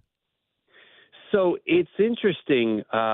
When we think about that, any surprises, I can see a couple of bounce backs. I can see the Texas Rangers bouncing back. They, after winning the World Series, won 78 games last year. I think they will bounce back. I think the Oakland Athletics will improve on their win total from 69, but that's not going to be enough to make the postseason, not by a long shot. I think the Reds last year were sort of the sexy pick, because they were coming off a year where Ellie De La Cruz has made his debut and everyone was excited about the team and the talent there, but then they fell flat in 2024. I think Cincinnati could bounce back, and I mentioned that Central is wide open. I would not be surprised if the Cincinnati Reds go from a 77-win team to the NL Central champs, because the Brewers are probably taking a step back. They were the division winners last year, and Devin Williams and Willie Adames are both gone. The Chicago Cubs bring in Kyle Tucker. That's great. That's a winning move. But it just feels like the Cubs maybe fell a little short. The St. Louis Cardinals are heading backwards. The Pittsburgh Pirates don't feel like they're ascending enough. So if we're looking for maybe the surprise, looking at last year and how things are tracking for this year, I think Cincinnati could be the one team that goes from a losing record to a division champ. They brought in Terry Francona. He didn't go there to not win. I think that's a great managerial hire, and all of that young talent They're going to be getting a key player back, Matt McClain, who missed all of last year. There's a lot to look forward to in Cincinnati for this upcoming season. It's funny. Every sport seemingly has conversations about expansion, but baseball, we can't get to that point. Not when you have two franchises that are kind of left out. And every time we have you on, Jim, we talk about, hey, what's going on with the A's? And the A's with the A's. Okay, they're going to play in Sacramento, but we're not going to call them Sacramento. So they're just going to be this team without a home here for a few years. My question is about the other team that's going to be playing in a minor league ballpark, because I'm searching for news and takes on the Tampa Bay Rays. Tell me if from the outside, this just looks like a disaster here. Do they have a course of action, or is this just some big old negotiation that's why nobody's talking about the situation down in Tampa? I think the situation is sort of stuck in neutral. It's very uncertain. Nobody knows what's going to happen here, because the other elephant in the room is the new ballpark that they were supposed to be working on. They're supposed to move out of the Trop in a couple of years, but there's been all sorts of battles and headbutting between the team, between the organization, between local municipalities. So Tampa's future is very uncertain. The A's, at least the plan is for them to go to Las Vegas. I don't know if you saw some of the recent stuff. They're short parking based on the codes for parking and event spaces. The A's don't look like they'll have enough parking with their proposed plan, but at least they have a destination, have a stadium, a place that they're trying to get to. Tampa, their future is really, really up in the air, and I feel like, I know we're going to do the Steinbrenner Field thing for this year, but at some point, Orlando is not that far away. I feel like they've got a better complex, and if there's time to plan, you maybe move this thing to Orlando, because I don't know if they'll ever. I don't think they're ever going to play at Tropicana Field again. Yeah, well, that's the other part of the story. The one thing I did find out, so there's a group in Orlando, and this was the Pat Williams thing, the Orlando Dreamers, that's headed up by Barry Larkin. Does that seem like a legit plan that they could actually, hey, sell us the team, we're going to build the stadium, and you know what, we've got this built-in audience of tourism here. Does that seem like a better fit? I don't know if we can rule anything out at this point. With how with the team and the local county and government officials having trouble getting on the same page, I wouldn't rule anything out at this point. Tampa's future, the Rays' future, is very uncertain, and there are other cities close by, as close as Orlando. You've also got Nashville. You've got other cities that are interested in teams, and maybe it ends up being the Rays. What other cities or markets are being looked at here? You mentioned Nashville. I mean, when we talk about expansion, it's something that I think gets people excited, because we all like new, and certainly a new handful of baseball teams in Major League Baseball will be fun.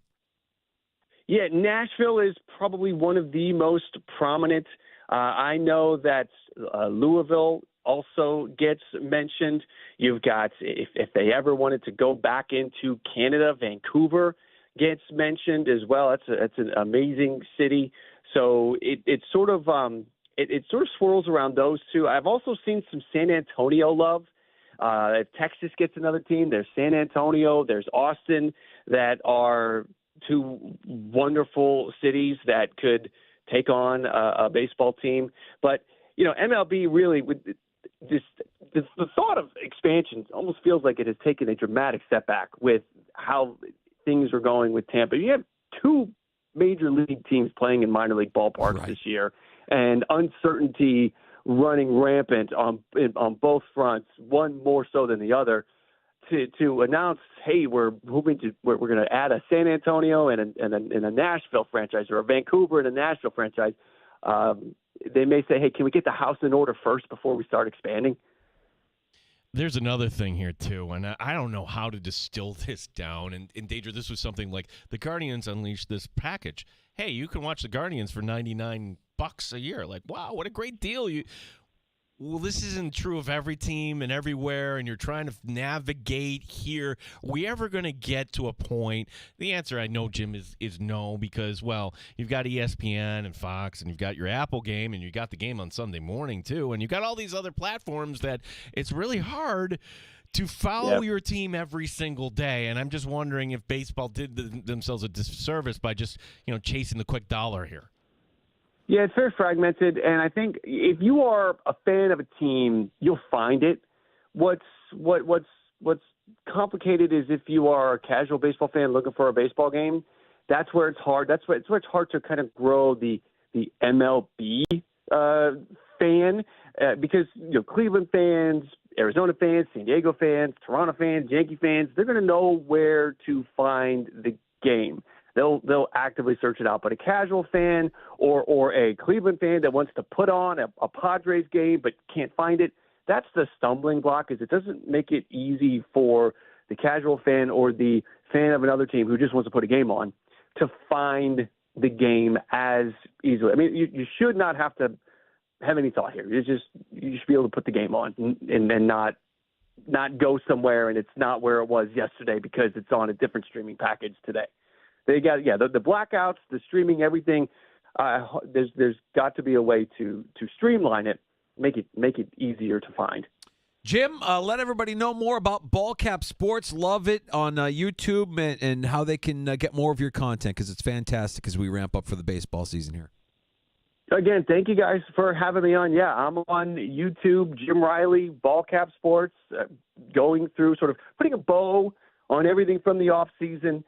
Did winners and losers last weekend. We're going to do, now that Bregman is signed, we can do full grades, and we're diving into season preview content as well, breakout players and early predictions and all of that. So it's all there on YouTube. Jim Riley, Ball Cap Sports is where you can find me. Jim, let's do this again before opening day. Really appreciate it. Get us all thinking in a warmer mood here today on the East Coast. Yes, thank you, guys. Exactly. The warmth is coming. Yeah, appreciate it, Jim. There he is, Jim Riley. Ball Cap Sports, worth your subscription on YouTube. Check that out. And while you're on YouTube, stop by the Fan Rochester, our channel there as well. Like and subscribe. Leave a comment. Appreciate Jim giving us some time and talking some Major League Baseball this afternoon. So you can say the Dodgers, terrible for baseball. I think baseball got a bump up with the World Series, the Dodgers and the Yankees. And I think baseball having this super team, you just have an opinion on it. Oh, we don't like these guys. That's actually kind of good for the game. But are we going to get to a point where it's August and it's like, all right, like these are the teams that are in the postseason. We all kind of shrug our shoulders and look at our mock drafts in the NFL. Yeah, so the Dodgers are like the Chiefs, right? You need a villain. You get some Dodgers fatigue because they're good every year and they're winning everything and they've got all the best players. I hear you on that. I think that it's what's good about the league where it's at right now is it feels like every team, almost every team, has at least one star or a name or somebody that you could be like, okay, yeah, that's somebody that I have to see Paul Skeens. I don't care that he pitches for the Pirates. I want to see that guy pitch. I am going to I can't call him a sleeper because it's a big market. They didn't do anything last year. I think your Cubs win the Central, Danger. I like that. I think Kyle Tucker, getting him from Houston, they have the parts. Now the question is, are they going to have pieces, but is that division all You just be careful, G, because you start making predictions like that. Your boy here might be making a couple of trips to Chicago this summer, and I might miss some time in the sports bar watching the Cubs play at Wrigley. If you keep making predictions like that, we know I'm not afraid to go chase after that team when they're relevant, when they're playing well. Even when they're not relevant, it's great to go to Wrigley Field. I like that, Gino. Coming up in shots, too, I will have some hot uniform talk from baseball. Ooh. I did not tell you about that. This, is what we call in the profession. That is a tease by Gene Battaglia. Well, and it's not we got rid of the ridiculous uniforms. It's like, okay, we got back to what we wanted here, but there's a team that's making a change here. Okay.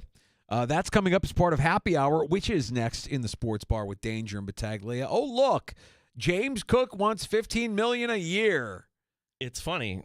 You talk these things out, and over the course here of 2 days, I think it's pretty clear what the Bills will do when it comes to James Cook. Okay. We'll dive into that, all the angles and tentacles that come off of one social media post by the Bills running back, all on the way, and plenty of time for your calls if you want to pull up a stool and join us. Our phone number is 866-4326, 585-866-4FAN.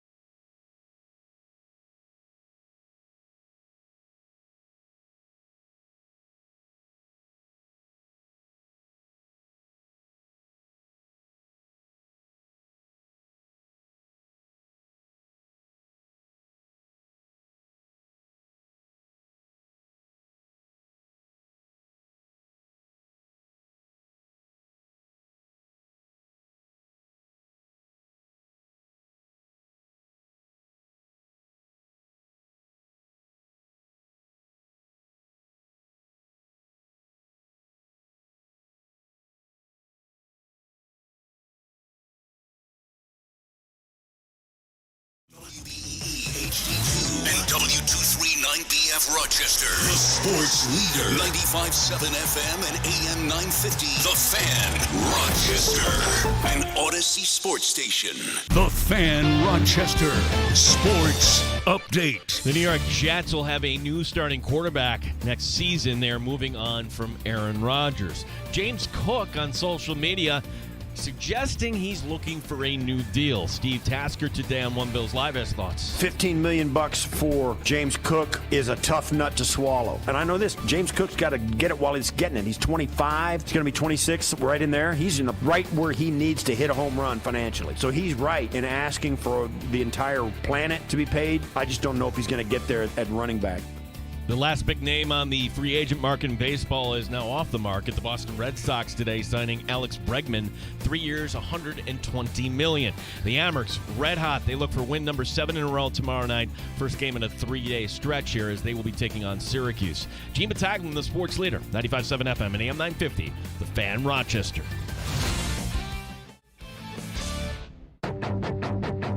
The Sports Bar with Danger and Battaglia. Should James Cook get $15 million a year? How do you think the Bills like this? And then go out and get a difference maker like Myles Garrett. I think you do that. They may be shifting more of a man-to-man type of scheme. And, what does that mean for the coaching staff? Hollywood Brown has been spectacular. Aaron Rodgers. Oh, who cares? Mike Danger. We are a show for the people, by the people. As your request, Gene Battaglia. Have you moved on from the Buffalo Bills and from the 2024 season? You just got to move on. Look at a mock draft. Yeah. Make yourself smile. Combine's on the way. The draft is on the way. Camp is on the way. It's football season 24/7, whether you like it or not. By the way, Dandalorian a mustache. oh, that's the guy. Oh, yeah, folks. On this Valentine's week, you come to the sports bar. We give you advice. all the romantic advice you could possibly want. You want happiness in your romance, in your love life?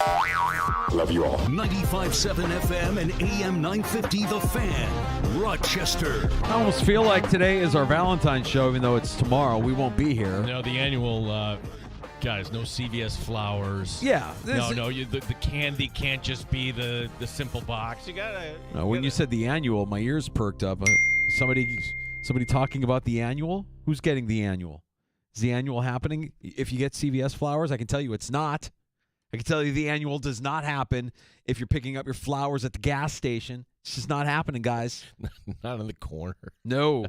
In the one corner I'm driving by, they've been, I forgot. Let me get something last second here. I'll do it. And I'll go grocery store as well. Grocery store ain't going to get it done.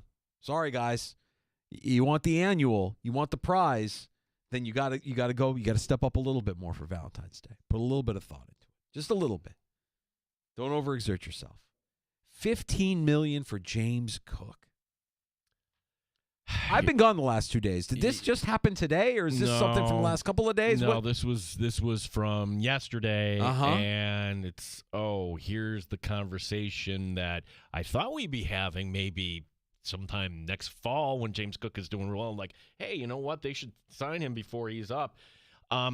My take on it is this nobody does this just on a bender, right? Like James Cook posting this and then, I shouldn't have done that the next morning. No, this is carefully orchestrated. Why the timing now? Removing all of Bill's references from his social media accounts. He is saying, essentially, someone's going to pay me this. I'm doing you, the Bills, a favor here. So if there's some team that wants to trade for my services and pay me that contract, he watched what his brother went through. And Minnesota threw him in the trash, basically. I thought that maybe a year too early. Well, this would definitely be too early if the Bills moved on from him, but There aren't too many assets on the team right now. You got a second last year somehow for Diggs. I don't think you're getting a 1 for James Cook, but it's certainly something you would entertain. And hearing Steve Tasker lay it out that way, where this is a Bills team that doesn't have the bell cow running back. The thing for me is, I don't know how much Ty Johnson makes. I don't know how much Ray Davis makes, all of that. You're paying for any running back. What is the difference between that and what you get from Ty Johnson and Ray Davis or a guy you draft this year? Like, if James Cook's going to make $5 million if he stays on the contract he's at. So if you're talking about 15, you're talking a $10 million difference for what another guy would give you. I don't know. That's hard. That's a hard place to get to. And that's what running backs are up against in the NFL. NFL, not just James Cook, but all of. That's why Saquon is an Eagle and not a Giant. It's a big number. The replacement value is cheap. It's cheap labor. And it's a hard thing. Plus, you got a quarterback that's the MVP. He did it with a bunch of guys this year. Certainly, you got a bigger opportunity if you're James Cook than a lot of guys have gotten. You only played on first and second down, though. I mean, there's a lot in that. And as much as I love James Cook, they're going to have to sit down and negotiate that deal. So I think that's going to be an ongoing conversation. $15 million feels steep. That would make him the second highest paid running back in the league, behind only Christian McCaffrey. And smart GMs know you're not paying for what they've done. You're paying for what they're going to do. You look at the top 3 paid running backs in the NFL right now, they're all on losing teams that missed the postseason. And I would argue they're all guys that are getting paid for what they did, not what they do. Third highest paid is Jonathan Taylor with the Colts at $14 million per year. Kamara with the Saints, $15 million a year, and the aforementioned McCaffrey at $19 million a year for the Niners.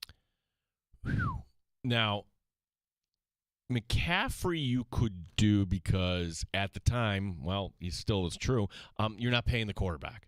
Okay, so that's something that, and McCaffrey was up there. The Bills could have made that decision for Christian McCaffrey. They opted not to. Yeah. And there is also something, I think, that the similarities between McCaffrey and Cook is that they're both able to catch the ball out of the backfield. Although this season you saw Ty Johnson take that responsibility on third down and passing situations. It was Johnson, not Cook. They trust, and it's not just that picking up the blitz. So is James Cook an every down back?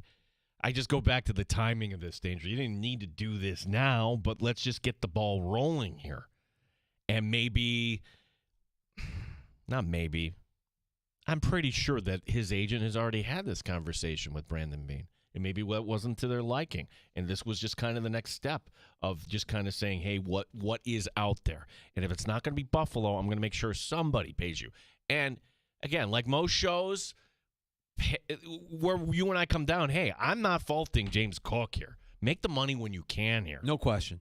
It would be a pretty severe reverse course for the Buffalo Bills in this regime to pay him anywhere near what he's asking.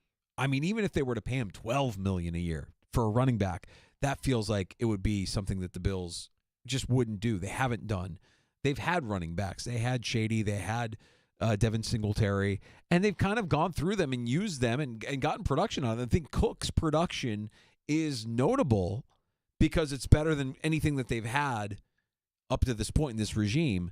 And it's why all season long, as he was starting to heat up, I'm like, they're going to have to pay this guy. He's going to want top dollar because of how productive he was this season. It's not an accident that he's asking for this money. But now you have a decision. You're Brandon Beane. Do you break away from the philosophy that you've held and that you're not going to overpay for that position? Or are you going to say this guy's important? We want him through his prime years, and you offer him a deal, maybe not $15 million per, but do you get up to $12 million? Spotrac evaluates James Cook at about $9 million per year. That's their valuation. Below, obviously, his current $15 million. And he's going to make $5 million on the final year of his rookie deal here coming up in 2025. There's that, too. I mean, you don't do anything. Do you have a holdout situation? Yeah, and look, we're just going to point this out. I'm not meant to spark flames here, but we're having this conversation. $12 million here is not the same as $12 million in Texas, for example. Right? That you have to also factor that in. And a friend of the show, Ellen Porgashevsky. I love Ellen. Yeah. He told us, like, he will run scenarios for his clients. He, works as a tax guy for agents. Okay, if you accept this offer from this team, here are the tax ramifications. That also has to factor into it, Danger, because as we learned from Kevin Adams. Mm-hmm. Yeah, we don't have palm trees, clearly. High taxes, yeah. And we have high taxes. And then you start to wonder about the other Buffalo Bills who are going to be playing on expiring deals and how these pieces all fit together. Who do you pay? How much do you pay? who do you prioritize? And Cook is, by doing this, I think is kind of put himself in front of the line, right? Like this, whether the Bills like it or not, you have to pay attention to this, or you don't. You could start paying some of these other guys that aren't making their demands public on social media, and guys that have been good football players for you during their rookie deal in Buffalo. Guys like Terrell Bernard, Christian Benford, Khalil Shakir, who all will make less than what Cook is demanding if they get a deal done with the Bills. Let me just ask a question. Anybody that wants to jump in, 866-4326, says you have to get to hear the really good argument. Hey, don't do the Myles Garrett. Don't be in pursuit. Or, for that matter, Max Crosby, okay, for this argument. And what do we want to say? It's going to cost you 2 first-round picks. Okay. Let's just say, for example, it'll be this year's one and next year's one. Well, if you're trying to construct your team and you have more holes than just defensive end, you're going to need a tackle. You're going to need a corner. You're going to need a wide receiver. If somebody offered you a second-round pick and a fifth for James Cook, knowing, hey, we're not going to go down that road, this is the exit ramp right here, Danger. Like, this conversation came a little quicker than I thought it would. Is Brandon Beane accepting phone calls right now and James Cook? I think he should be.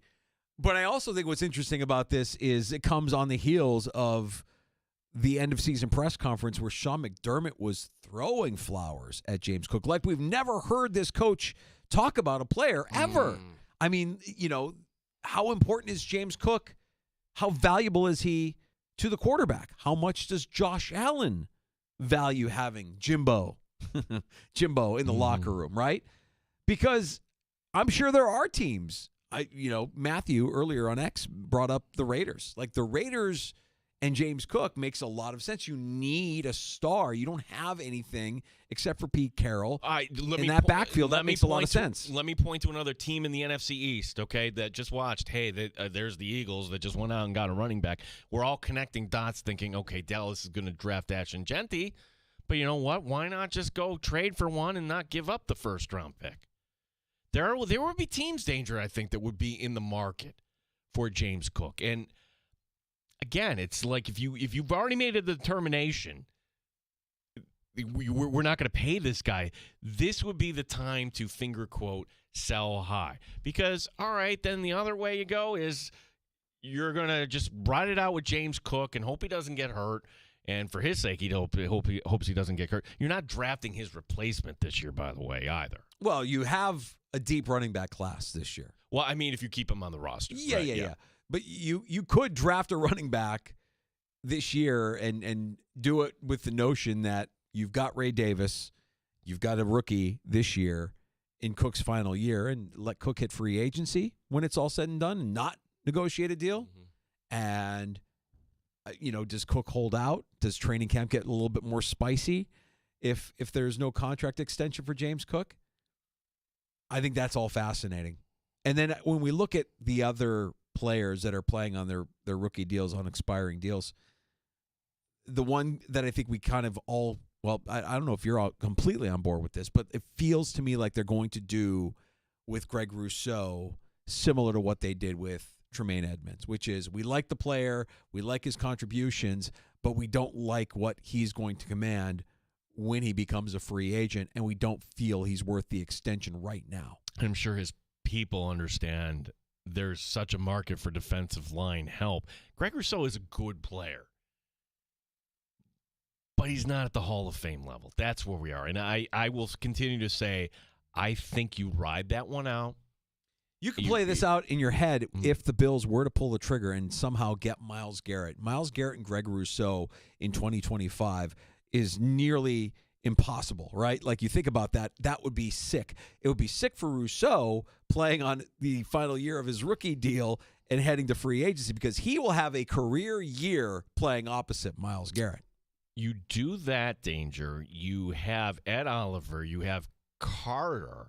And I think I'm drafting another, tackle to go alongside, whether that's in the second or the third round. Sure. I think then, okay, now that looks really, really good. Put that up against anybody.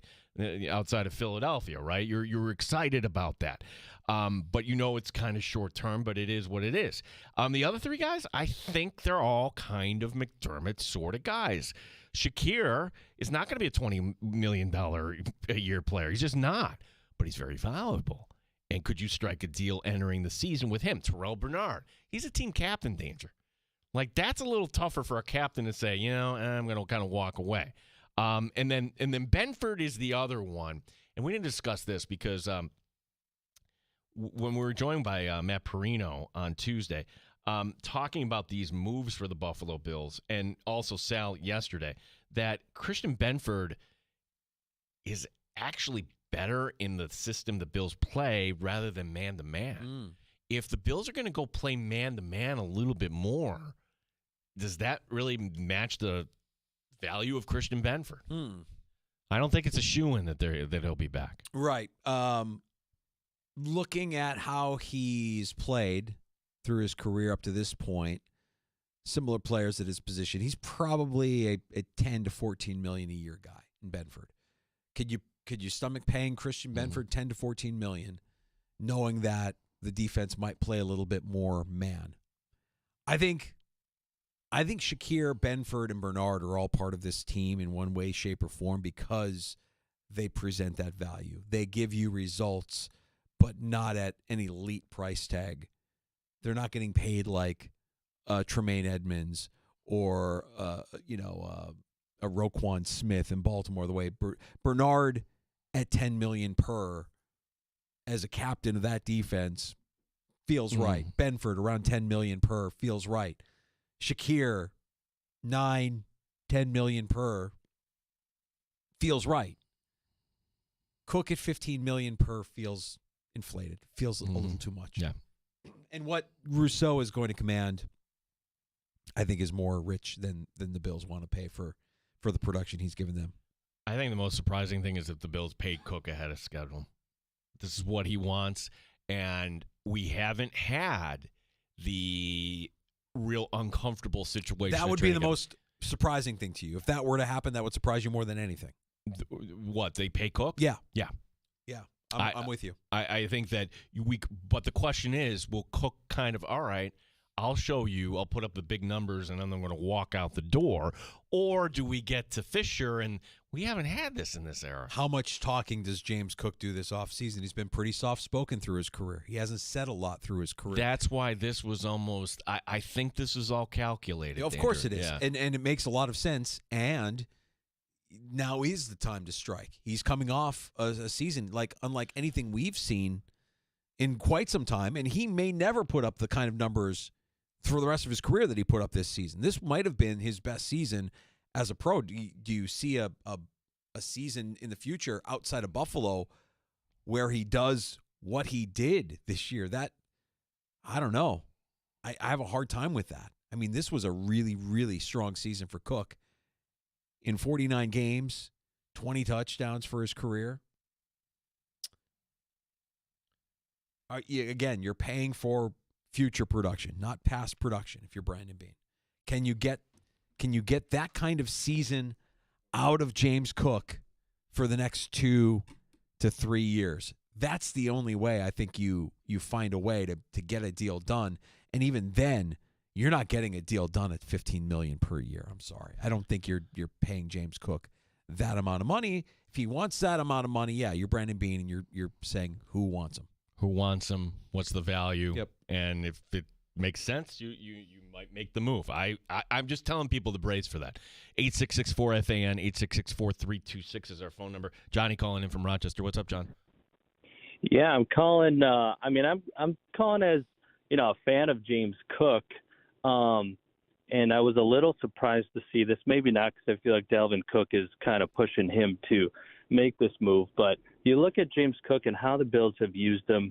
He's not really a third down back. He's not a close the game running back. They use Ty Johnson and Ray Davis more for that. I would say he's not even our best blocker as we have as a running back. You see guys like Saquon Barkley, how they're able to be a blocker as a running back, and he wants sort of the Saquon Barkley money. I don't think he's close to that. I wonder if we could replace him with someone to get even 90% of his production and use him right now for some trade value. Maybe he did us a favor as Bills fans that we could use him in a trade to strengthen up our defensive line. But I love James Cook. I'm sad to see this. Hopefully it plays out well, but just wonder what you guys think about it. I'll hang up and listen. Yeah, no, I look, that just kind of capsulizes the pros and cons there. That's exactly it. It's like, okay, he's very good. He's one of the top 10 running backs, but he's not Saquon. And are you willing to pay him more than Saquon Barkley? I'll point this out too, Danger. Like, remember, and we'll call this in the sports bar the Hassan Reddick rule. No team is trading without making sure you negotiate that contract with James Cook ahead of time. Correct. Yeah, love the player. Loved the player coming out of Georgia. Loved the move by the Bills drafting him in the second round. Loved everything about it. Didn't love the play early in his career, some drops, some fumbles. But this last season, he showed and McDermott said more than I could say at his end-of-season press conference. I mean, he was glowing about James Cook. So you get the sense that if McDermott is pumping up the tires of James Cook, maybe he knew this was coming. Maybe this is part of the strategy. Maybe other teams hear Sean McDermott say everything that he's saying about James Cook and think, we don't really have a James Cook in our backfield, and he's still in the prime of his career. What would it take to get James Cook away from the Buffalo Bills? That would certainly, decrease their offensive strength. I don't think it's out of the realm of possibility that he gets dealt. There's another Bills story today where I'm going to tell you this, and your reaction might be, oh, who cares? But I'm going to tell you why it might kind of something to keep an eye on here. Ryan O'Halloran, Buffalo News, reporting the Bills have fired Sean McDermott, firing strength and conditioning coach Eric Ciano. He had been with the team since 2013, and that, of course, predates both McDermott and Bean. Okay, so the Bills will have a new strength and conditioning coach. Okay, what was one of the things that Brandon Bean pointed out? I love it. Look at Dalton Kincaid. Get bigger. Get stronger. Well, gosh, like the guy who set the regiment for Dalton Kincaid, or maybe he didn't, well, he's now out the door. Mm-hmm. So that's like one of the storylines. What is Dalton Kincaid going to look like when we see him back at May minicamp? What are they all going to look like if they have a new strength and conditioning coach in? There's somebody that's going to push them harder, somebody that's going to build a regimen, a routine for them that makes them bigger, stronger, faster, quicker. Because let's face it, if you're going to beat teams like Kansas City, Baltimore, Philadelphia with any sort of regularity, you need to be bigger. You need to be more physical. Well, yeah. You need to be stronger. And maybe, too, Danger, you have these players that, okay, are they going to be back? And we're like, oh, the Bills always kind of slow play it.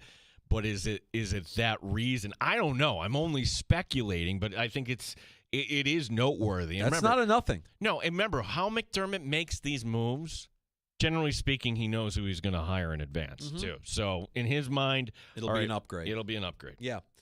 That's good. That's good. A little bit of information there, Gino. Thanks for sharing that. Appreciate Dan Fates, the 13 Wham Sports, Buffalo Plus, for stopping by earlier in the sports bar, talking to Buffalo Bills. Jim Riley at Ballcap Sports, also fantastic, as MLB spring training is starting to heat up a little bit here. While you're in the Odyssey app and listening back to anything you may have missed from earlier in the sports bar, we want to invite you and send you on the ultimate trip to Vegas. Air for 4.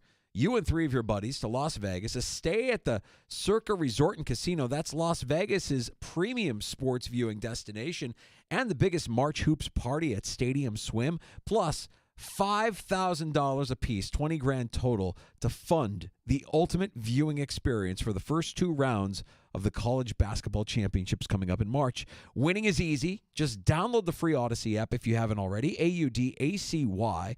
Log in, listen to the Fan Rochester or any participating station each day for at least 1 hour. That's your daily entry into our national contest. You could have a March that would be unforgettable. I always want to go to Vegas to watch the tournament. That's the way to do it. So check it out in the free to download Odyssey app. Our home online here in the sports bar, on the Fan Rochester. A round of shots on the way next. Yeah, let's talk a little. Gosh, this weekend it's going to be kind of thin here, but we'll set you up for the sports you got on your tube here tonight. Speaking of tube, another standoff that could be affecting your streaming experience if you're with this provider.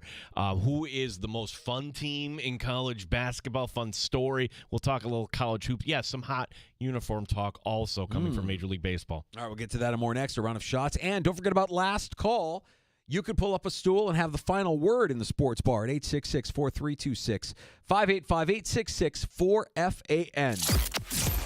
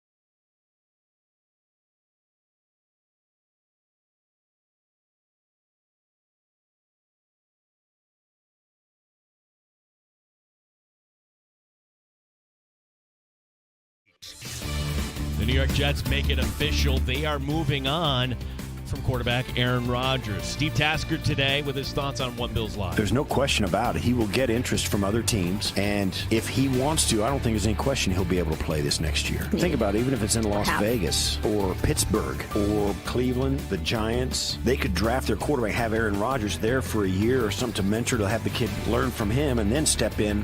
As spring training camps open, the Boston Red Sox today with a big signing. Alex Bregman gets a 3-year, $120 million deal. Rochester Americans, busy weekend. 3 games in 3 days. It begins tomorrow night. Rochester hosting Syracuse. They're also home Sunday against Laval. RIT hosting American International tomorrow night and Saturday. Gene Battaglia, the sports leader, 95.7 FM and AM 950, The Fan, Rochester. The only way to take the Fan Rochester with you is the free Odyssey app. Download it today and follow the sports leader, 95.7 FM and AM 950, The Fan Rochester. Can we play back that Rodgers clip? I was just going to say, there's something in here like, there's no, one thing in there true. that Tasker's giving him a little bit too much credit for. That dude ain't mentoring anybody, okay? If you're bringing that guy in, it's his world. He's not there to mentor your rookie quarterback. Get out of here with that. Oh, he did it for the cameras like Zach Wilson, and then we didn't even talk to him the whole year. Yeah, right. What are we talking about? No way. I love Tasker, but he's giving Rodgers way too much credit. On his next deal, if he does play next season, he ain't mentoring anybody. So say it is the Colts, for example. You think really he's mentoring Anthony Richardson? Yeah, those two will get along famously, I'm sure. No, absolutely not a chance. Yeah, I heard that too, and I'm like, imagine this: the first weekend where we don't have any NFL action danger. Well, we had the weekend between the championship and the Super Bowl. That you had something to look forward to. You had still. something, I guess. I mean, you had news. I was pretty productive that weekend. I won't lie. Well, you're going to be productive this one because guess what? No NBA, no NHL regular season games. Yes, we get the Four Nations thing tonight. What the hell are we doing? Yeah. This is the opposite of the sports equinox here. The NBA playing their final games before the break tonight. They didn't even load it up. There are only 5 games tonight. Miami at Dallas, Golden State at Houston. The one game on network, TNT, has OKC against Minnesota at 9 o'clock. Yeah, so you if I'm hearing you right, you're not into the Four Nations thing. We talked to Wayne Wilson yesterday. He was all gung-ho. We're trying to figure out, okay, is this going to be more than exhibition all-star hockey? I'm just not into this. I'm sorry. Yeah. Maybe by the time we get around to the actual game, you feel like it's going to be between the U.S. and Canada. Right. Yeah, okay. I don't know. Did you tune in last No. night? No, I think I said before it started, like, I'm not watching a second of this. No. And I love hockey. I don't like what the NHL is doing. Oh, who cares? It just does nothing for me. No, when we get to this time next year, okay, when they're allowing the players in the Olympics, fantastic. Well, I'll watch that. Well, we can. It'll be on a time delay. It's in Italy next winter. NFL. Of course, it's on a time delay, Gene, because it's Italian. Well, we just sports bar Milan like every other show goes to radio. Yeah. Well, why don't we just go to Milan? Let's broadcast live from the Olympics. We're here with the ancestry of Bruno Martini. Yeah, we'll just bring our Bruno Martini CD collection and we'll say, what's the matter? You can't let us into your country? The NFL is going to push and make flag football a thing. You're damn right they are. The Buffalo Bills and others helping to fund a new college football league in the Empire 8, the Empire 8 being the local league here. Brockport, Geneseo, Hartwick Sage, and Elmira will all suit up their first flag football teams. Not Fisher or Naz, not yet, just anyway, again, funded by the NFL. So the NFL is smart. They know that the only way that they can grow is by getting demographics that don't traditionally watch the NFL to be involved in the NFL or to be involved in American football. So this is all strategic. It all makes a lot of sense. It's safer, obviously, than traditional football. If you're not familiar with this is also in springtime.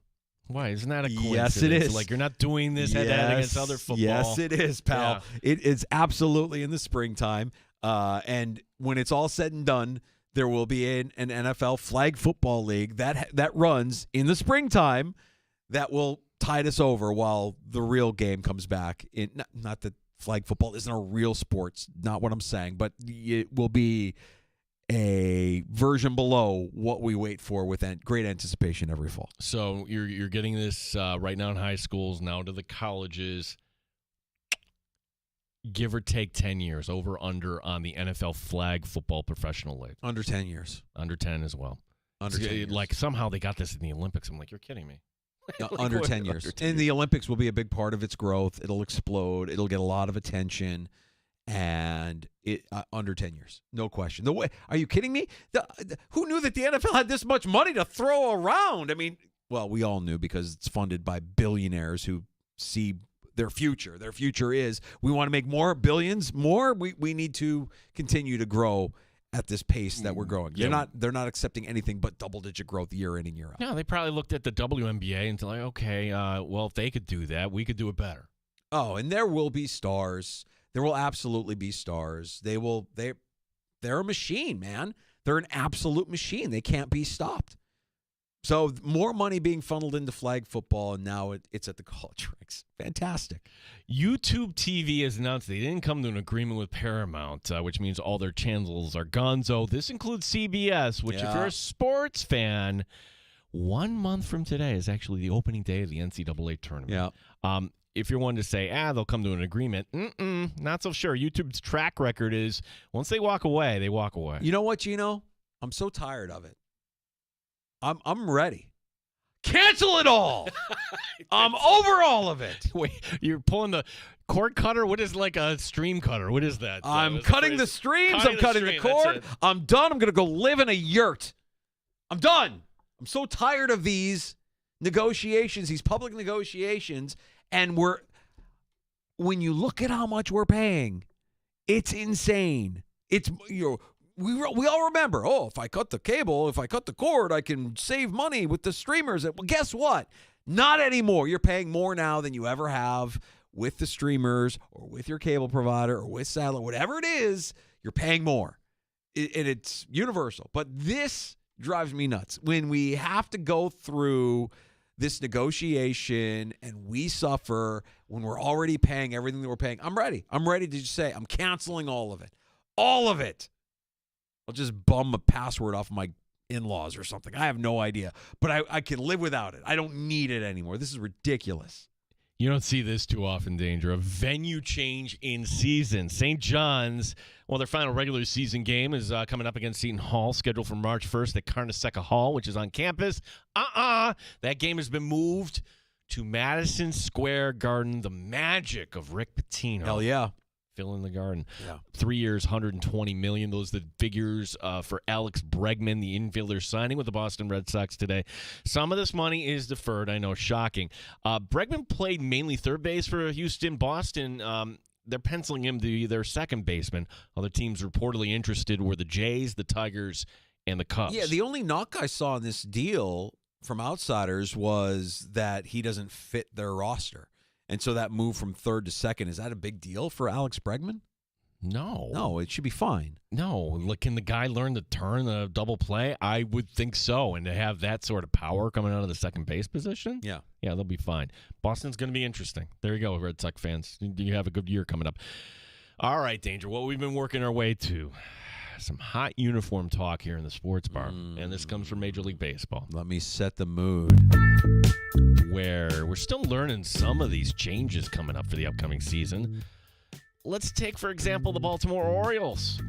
The Orioles are going to have their own version of the NFL's Color Rush.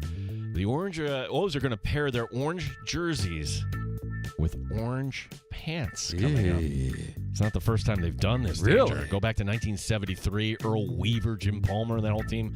They wore this as an alternate. But again, that was the 70s. Orange on orange.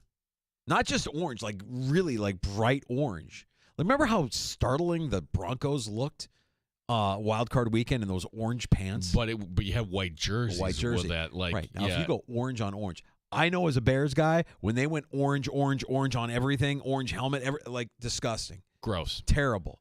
Hated it. I don't know if I feel good about this for the Orioles. I don't like what's going on with the Orioles, Gino. No. You let I don't like Corbin any of Burns it. like, hey, we have a new owner. We're going to spend money. No, you let your top power hitter and your ace walk out the door. Not a fan of any of it. No. And now you're going to go with this? This is not hot uniform. This is what I would call affectionately a boner killer. You don't want anything to do with this green, orange on orange. What are we doing? Orange on orange to make more green. Unless Mike Danger has now scored the hat trick in the sports bar with all color comments today. Yeah, sure. Mike Danger, don't you dare call Met fans misfits. Given my track record this afternoon, I could call you a lot worse than a misfit, my friend. Let's take it from a Mets player himself. Talking with baseball writer John Heyman. Oh, that guy? He's a lot of fun. Go ahead. Mets catcher Francisco Alvarez says he believes his team has the best lineup in baseball. That wasn't your catcher. That was John Heyman. Heyman. Alvarez specifically mentioning that he thought the Mets had a better lineup than the Dodgers. Okay, Gino. What do you want me to say? Do you want to say it or do I? You're crazy. What is he saying here? He really? I mean, I guess you have to say it, right? Oh, well, yeah, we really like what we have. Hey, what you have is nice. It's not the Dodgers. Does anybody have a better lineup than the Dodgers? No. The answer is no. 7 starting pitchers, a Right. bullpen that is unbelievably deep. Right. It's an all-star team LA is trotting. Right. Yeah. And we check in with John Heyman for further commentary. I'm done with you. I'm done with Infinity Sports. So mad. I'm done with the WFAN. He's just such an angry man. Broken a lot of stories. I think the reason that got such play is because people believe everything I tweet. I've had 100,000 tweets, and, you get one that was wrong, and it did say appears, and I know I rushed it, and it was a big mistake, and I regret it, but it's 2 years later. No regrets. I think it's like at some point, I think someone could probably drop it if they're a nice person. What I think is, one, it just like how I introduced you. Everybody in baseball knows who you are. So, one, it's a credit to your work, your following, Yeah, and how. by the way, I won't be going on with you again. The whole thing has been a disaster. That's okay. I can't even believe you said that to question my integrity. Are you being serious right now? I'm being serious, yeah. John. Asking me if I'm getting a cut because I have a relationship with an agent. That's outrageous. I know you're not a journalist. You don't know anything about this. I know you don't, but that's an outrageous comment. You should know that it's much. Friday night at 8:30, John. You should know that much. And I am I'm not done with you, I am and not I'm taking done with this that WFAN. serious. Goodbye. John, thank you for I joining can't us, even John. believe it. Thank you, I can't John. even believe it. Thank you, John. Appreciate your time. He's got to get to bed. I did not expect it to go that way. Oh, John. Oh, that doesn't burn out. No. And in the end, he goes a little solid, too. I'm done with you. I'm done with WFAN. He's done with everybody. I'm done with you. I'm going to sue you. I'm going to sue everybody. Be punitive damages. Yeah, that guy's terrible.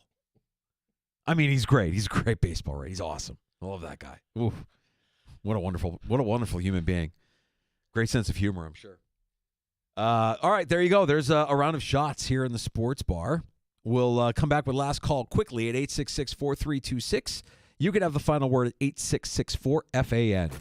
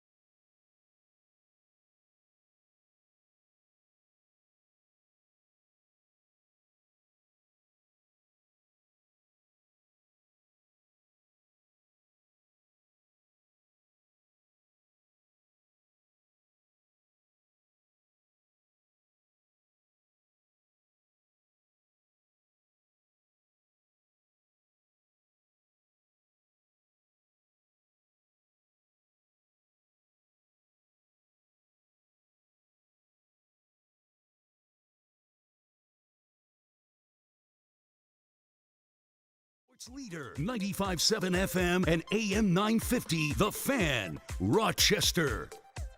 Final show of the week in the Sports Bar with Danger and Battaglia. One last call at 866-4326. I thought all of a sudden we had an 800 number. 585-866-4FAN if you want to pull up a stool and join us like John in Rochester. Hey, buddy. Hey, guys. James Cook, the guy is great. No doubt about it. We wouldn't be where we are today without Cook. But you guys brought up a good point. You got to lock up Shakir, Bernard, and Benford first. And I would gamble. Cook's got one year left, right? Yeah. On his contract. Mm-hmm. And then possibly make him a franchise player after that. What do you think about that? Yeah, I look, what you're saying makes a lot of sense. It's a move that the Bills have not employed while Brandon Beane has been the GM. It's viewed by, I think, a lot of players and their representation as a hostile move. It doesn't always work out for the team. Now, it seems like in Cincinnati that T. Higgins, at least all the chatter around Cincinnati is that they might tag Higgins a second time to give him Can you believe enough that? time to get a new deal, and you could bring back Higgins and Chase and Burrow and still have the whole team intact there, offensively at least. I don't know that I see Beane employing the franchise tag. No, he gets so far out in front of these things that's kind of the last resort there. And if you get to the point like with Tremaine Edmonds, okay, you know what? Let somebody else pay you. James Cook this is kind of unique so far in the Beane regime here. What do they do? I do go back to the comments that Sean McDermott made at his end-of-season press conference. And the praise that he heaped on Cook, I'm sure a lot of that was genuine, but I also think it was a little excessive by design in that other teams, to hear Sean McDermott say this about a player, make their ears perk up a little bit more. Not that you didn't know he's a good player. You look at the film, you look at the stats, you're like, oh, yeah, he's pretty good. But maybe it was just enough to get another team interested. Wait a second. Sean McDermott pumping the tires when, hey, who had the most impressive camp? Tyler Bass. Yeah. Tyrell Shavers. I know. Yeah. I know. It might be strategic. All of it might be strategic, and maybe that was a preemptive move, a move before James Cook made his demands known publicly this week. $15 million a year for a running back in the NFL. Hey, it's great work if you can get it, but I don't know. It might be too rich for the Bills' blood. We'll see. It'll be a storyline that we follow, of course, throughout the course of the offseason here, and we'll wait to see what its conclusion is. Fun show this afternoon. If you missed any of it, you can listen in the free-to-download Odyssey app with chapters. Go back and listen to any part of the show that you may have missed. Dan Fates, 13 Web Sports, talks some Buffalo Bills, the host of Buffalo Plus, and also Jim Riley, Ballcap Sports on YouTube, joining us today. Find those conversations wherever you get your podcasts. Just search The Sports Bar, and that includes Apple Podcasts, Spotify, and the free-to-download Odyssey app. Gino, have yourself a great week next week. You too, buddy. JR Sport Brief is next on The Fan Rochester. You're listening to The Sports Bar with Danger and Battaglia. 95.7 FM and AM 9.